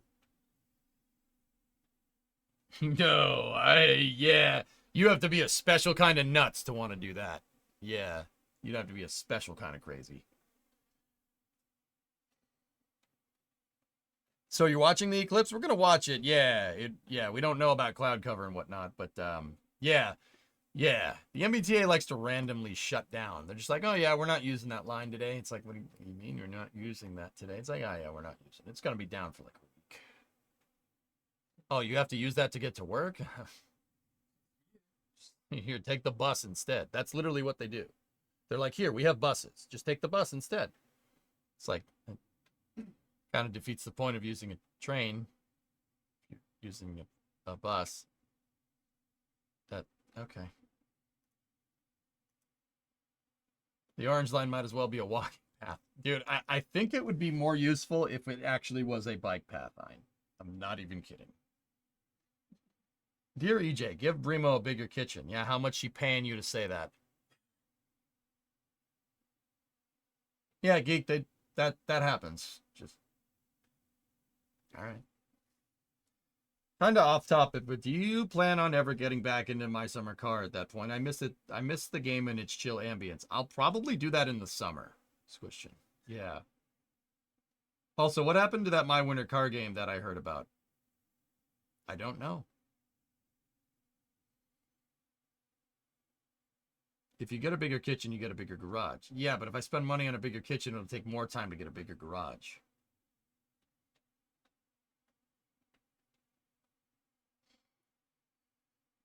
Denjoga wants to know where you from. You can just say England. Where are you from? He's from England. Pip. Ta. Bollocks. Tosser. Righto. A bigger kitchen means more cookies for EJs. Now you're speaking my language there. I have not heard anything, Christian. Banker. Bloody. Is this his first time here? Yeah, Den. That's why I want to take some time off and show him around. Did you take Drummer to Fenway? I did, but there was something going on there, so we really couldn't get near it. I mean, not that Drummer, like, plays baseball. You don't play baseball, do you? I don't play baseball, no. No. I watch, but I don't play. What's that? I would watch, but I don't play. All right. Or buy a house with a bigger kitchen and a bigger garage in Florida. I mean, geek. No, you? Imagine the lasagna as a bigger kitchen would enable. I have lasagna in the fridge left over from Easter dinner. That's true. I don't know how that's relevant to the conversation. I just thought I'd bring it up. Did you play a game of pool at Jillian's? No, that's overpriced, man. Yeah, that's overpriced. We ain't going there.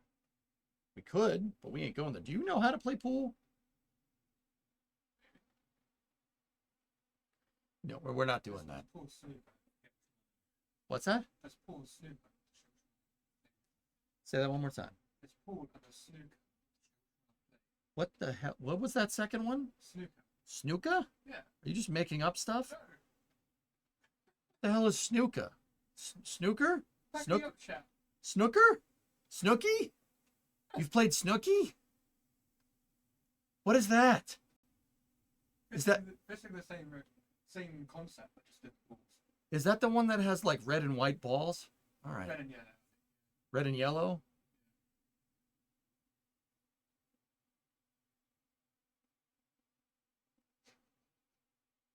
Pool equals billiards. Have you played billiards? No? Snooky wants smush. Yeah. Snooky wants smush. Good reference. Top reference. Is EJ becoming Ukrainian? UK. Oh no, bud. No, not at all. Yeah, I know. That was the whole point. Snoo. No, I can't. The mind is willing, but the body is weak. Which cannoli place you taking drummer? Drummer had cannolis at Easter dinner. Oh, Easter weekend. What'd you think? Pretty decent, yeah. Pretty decent? Yeah. Can you check last? I need to know how screwed I am. Yes. Screw you. I need your expertise on how screwed I am on the scale of none to Baltimore. With my critical bridge crossing for the summer. What do you mean? How screwed are you? Hold on. Well,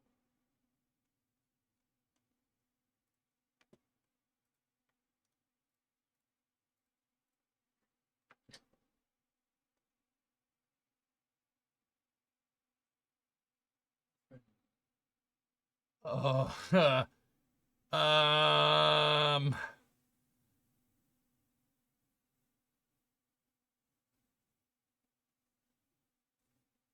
that's not supposed to be curved. Yeah, that's not supposed to be that. Yeah, that's not supposed to be like that. Yeah, that's supposed to be straight. Yeah, that's that. Yeah, no, you're not Baltimore screwed. This is a drawbridge. They should be able to rivet it, cut it out, and rivet a new piece in with some bridging and stuff. But also, yeah, see, they already did it. See, the rivets are ground off. See, they already took that out.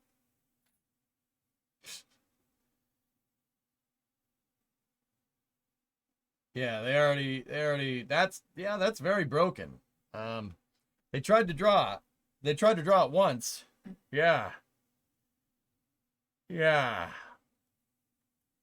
That is not the Baltimore Bridge.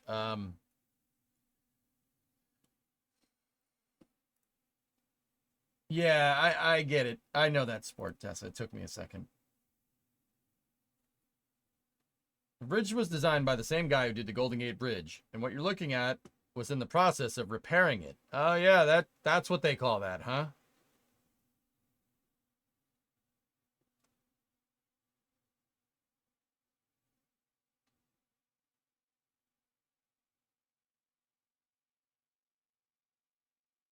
Yeah.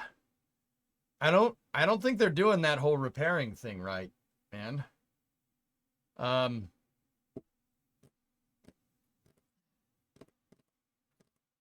Luckily though, it's a drawbridge, so you know, it's in the down position. They should be able to swap that part out. I say that like that's some easy accomplishment. But yeah, that's I don't even know how the hell you do that. Like how would you do that? How did you bend that? Like did something hit it? Very carefully. Yeah. Does that part go all the way to the counterweight? If it's one single truss all systems, yeah, if this is all one sub-assembly, you got a big problem here. But I don't think... Oh, it does. Yep. No, it does. Yeah, see... Oh, there. Why does this keep happening? They haven't admitted how that happened?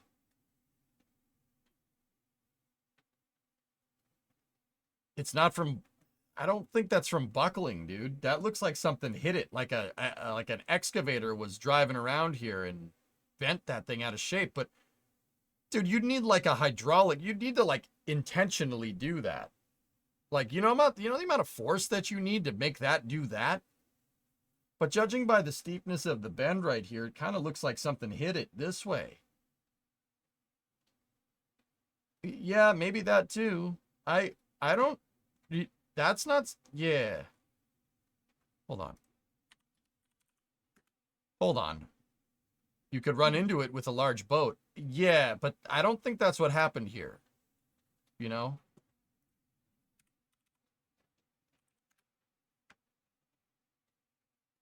I don't think you're Baltimore screwed, but that bridge probably isn't drawing anytime soon. Let me take a look. No, I gotta find it. I'm sure it's around. That one's in Kingston, okay. Kingston on Canada.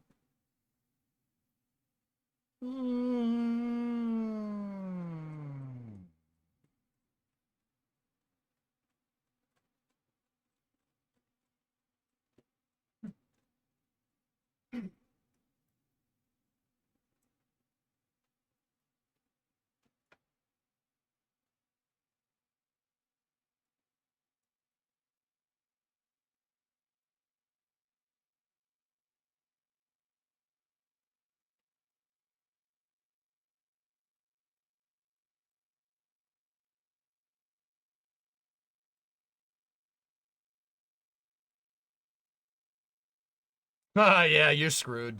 It's one piece. Yep.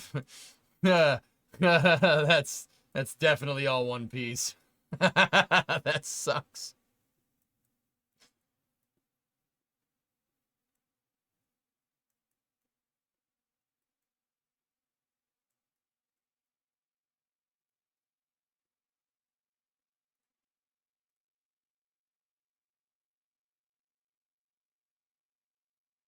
I know what happened.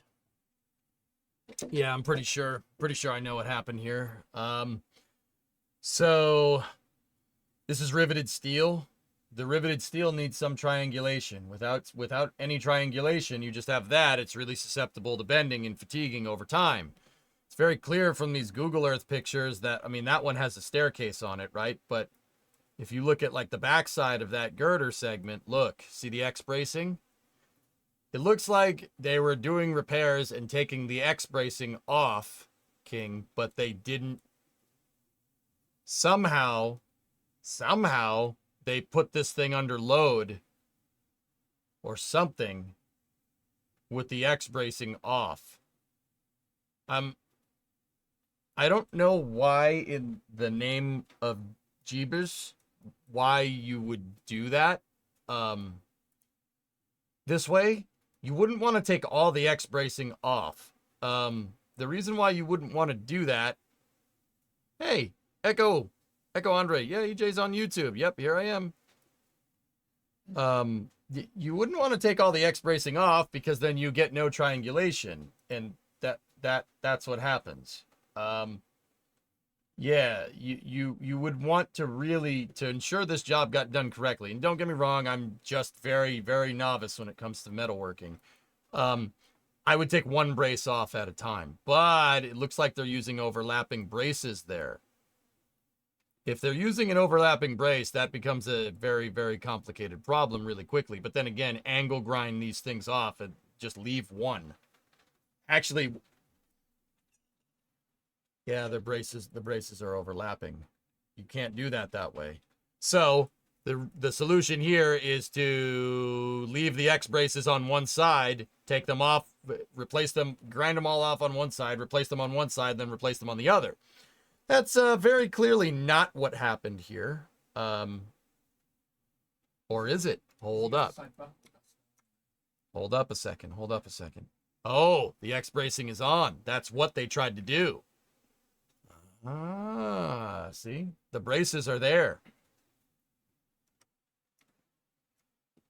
Oh. What about the other side of the bridge? The other side of the bridge still has its triangulation on it. Interesting.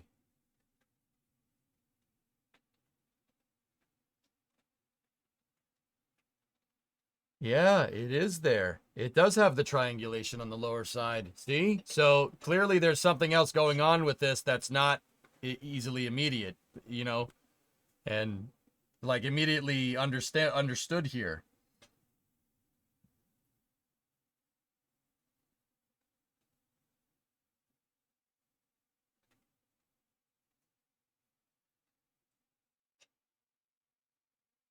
Dude, that thing is so screwed. That bridge will never draw again. Not like that, it won't. I would not I would not screw with that piece. It's very clear that this thing is one big beam that connects right to the anchors for the counterweight. See, it goes right there to that piece, and that's the structural, one of the structural anchors for the counterweight. And that's on your pivoting point. Oh yeah. Oh, I see how this works. This is kind of like a loofing bridge. Yeah, so that pivots there. That pivots there, and then it pivots on the counterweight too. Hey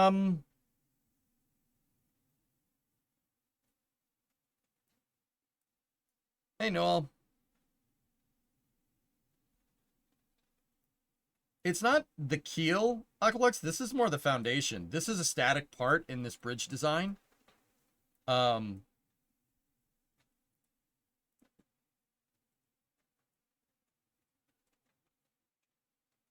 So the bridge pivots right here, right here, right here, and then there's another one up top. As the counterweight moves back, a triangular, it's like a cantilever almost. This whole top piece pivots around. That's like the foundation for it. That's like the chassis for the bridge, I guess. The lower bracings are not connected.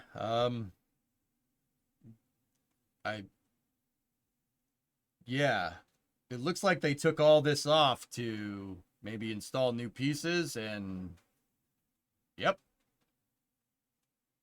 They did that without any additional bracing, considering this thing is holding up the entire thing.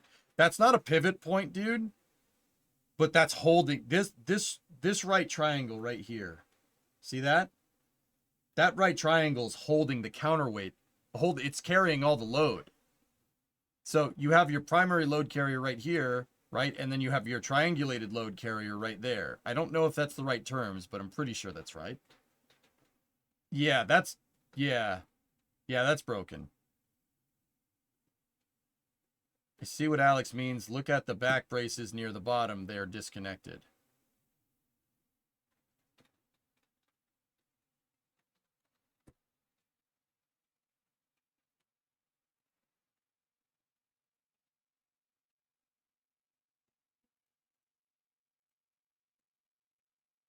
I don't know what you guys are talking about with the back bracing near the bottom. I have no idea what that means. If you're talking about this, I pointed that out like half hour ago. If you're talking about the X braces right there, I also pointed that out probably about 15 minutes ago. When I was talking about how you would take this apart and fix the triangulation. And then people still said it, and I acknowledged that you said that, and then I repeated it, and now you're reminding me of it again. What do you want me to see? The X braces on the back side of the bottom are floating. What, are they not connected?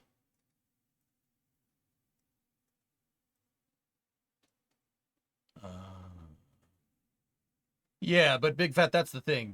The people have been. So the intention is to not. It's not. Never mind. I'm not trying to be a jerk. I'm saying I'm not seeing what you're seeing. It's hard to keep track of a bunch of people, like who's here and who isn't. You know what I'm saying? Yeah, that's very broken. It most likely just popped it off. Sheared the rivet right off when it started doing whatever this is.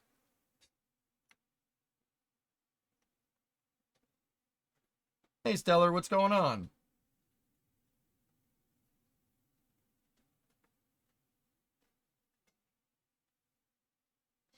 An interesting thing that I also noticed is it doesn't look like they primed this. They didn't prime this. They didn't paint the beam before putting the X bracing on because it's rusty. See what I'm talking about? But then again, it's going to rust over time if it's just... It's going to rust over time if it's an older bridge. And judging by the riveted design, it probably is.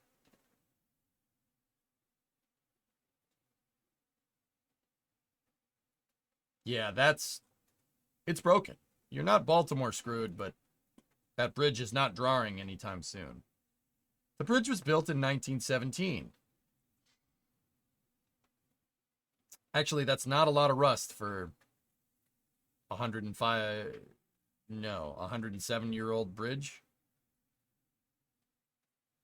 Did you go over the Polaris news yet? I haven't read it. Yeah.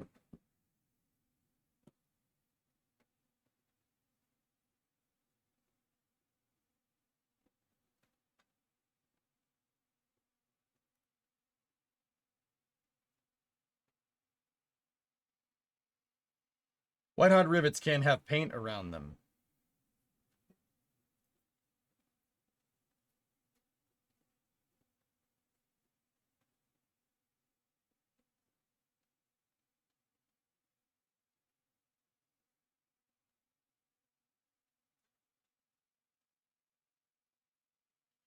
I mean, the bridge looks like maybe somebody went in there and painted underneath them somehow. I mean, that's no rust for 107 years old, dude. Was there an answer to that question? Yes.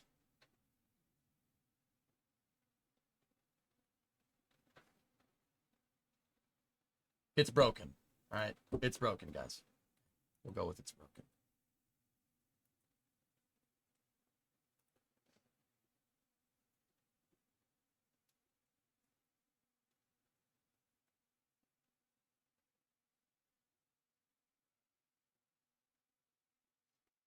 Yeah, that's why Aqualux is saying you're not completely screwed, but...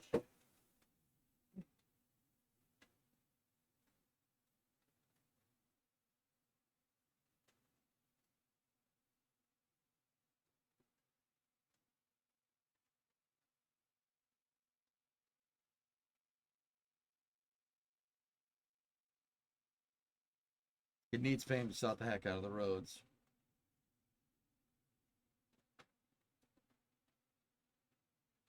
It was painted over after construction.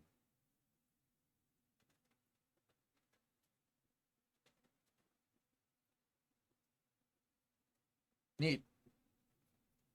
Nice aerial shots here. Cool. Cool, cool.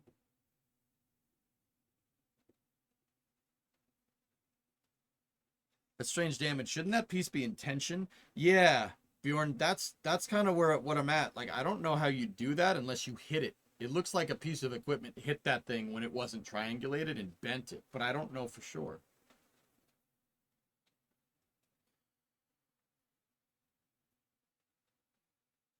Unless they raised the bridge without that metal being triangulated, which might.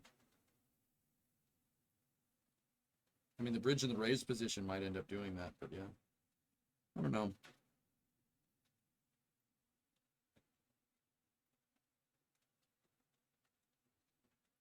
Yeah, coherent. Yeah, the 59th Street Bridge. Yeah, they just go back and forth. Just go back and forth, painting back and forth. Did you see the news article?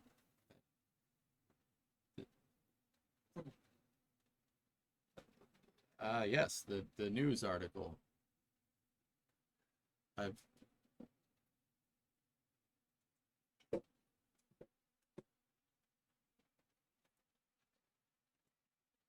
The LaSalle Causeway in Kingston closed until further notice after construction incident.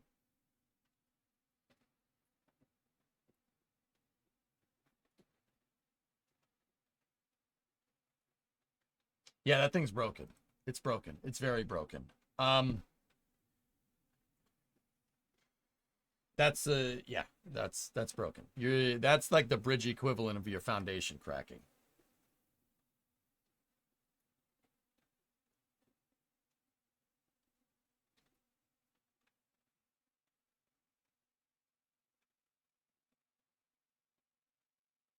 Anyway, all right, cool. Yeah, King, you're screwed.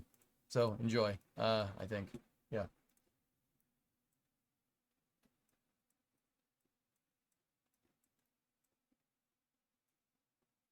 $1917, huh? Not bad. Honestly, I'm just glad the Fed owns the bridge. That means it should get funding to rebuild.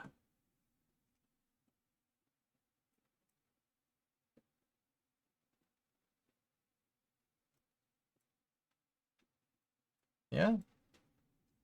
I'm wondering, is the 1917? This bridge might be made out of iron, guys.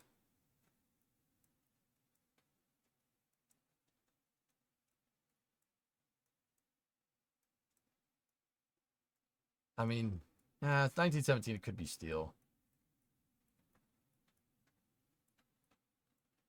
I don't know. I mean, the riveting makes it look like it, but yeah, you guys are probably right. It's probably steel.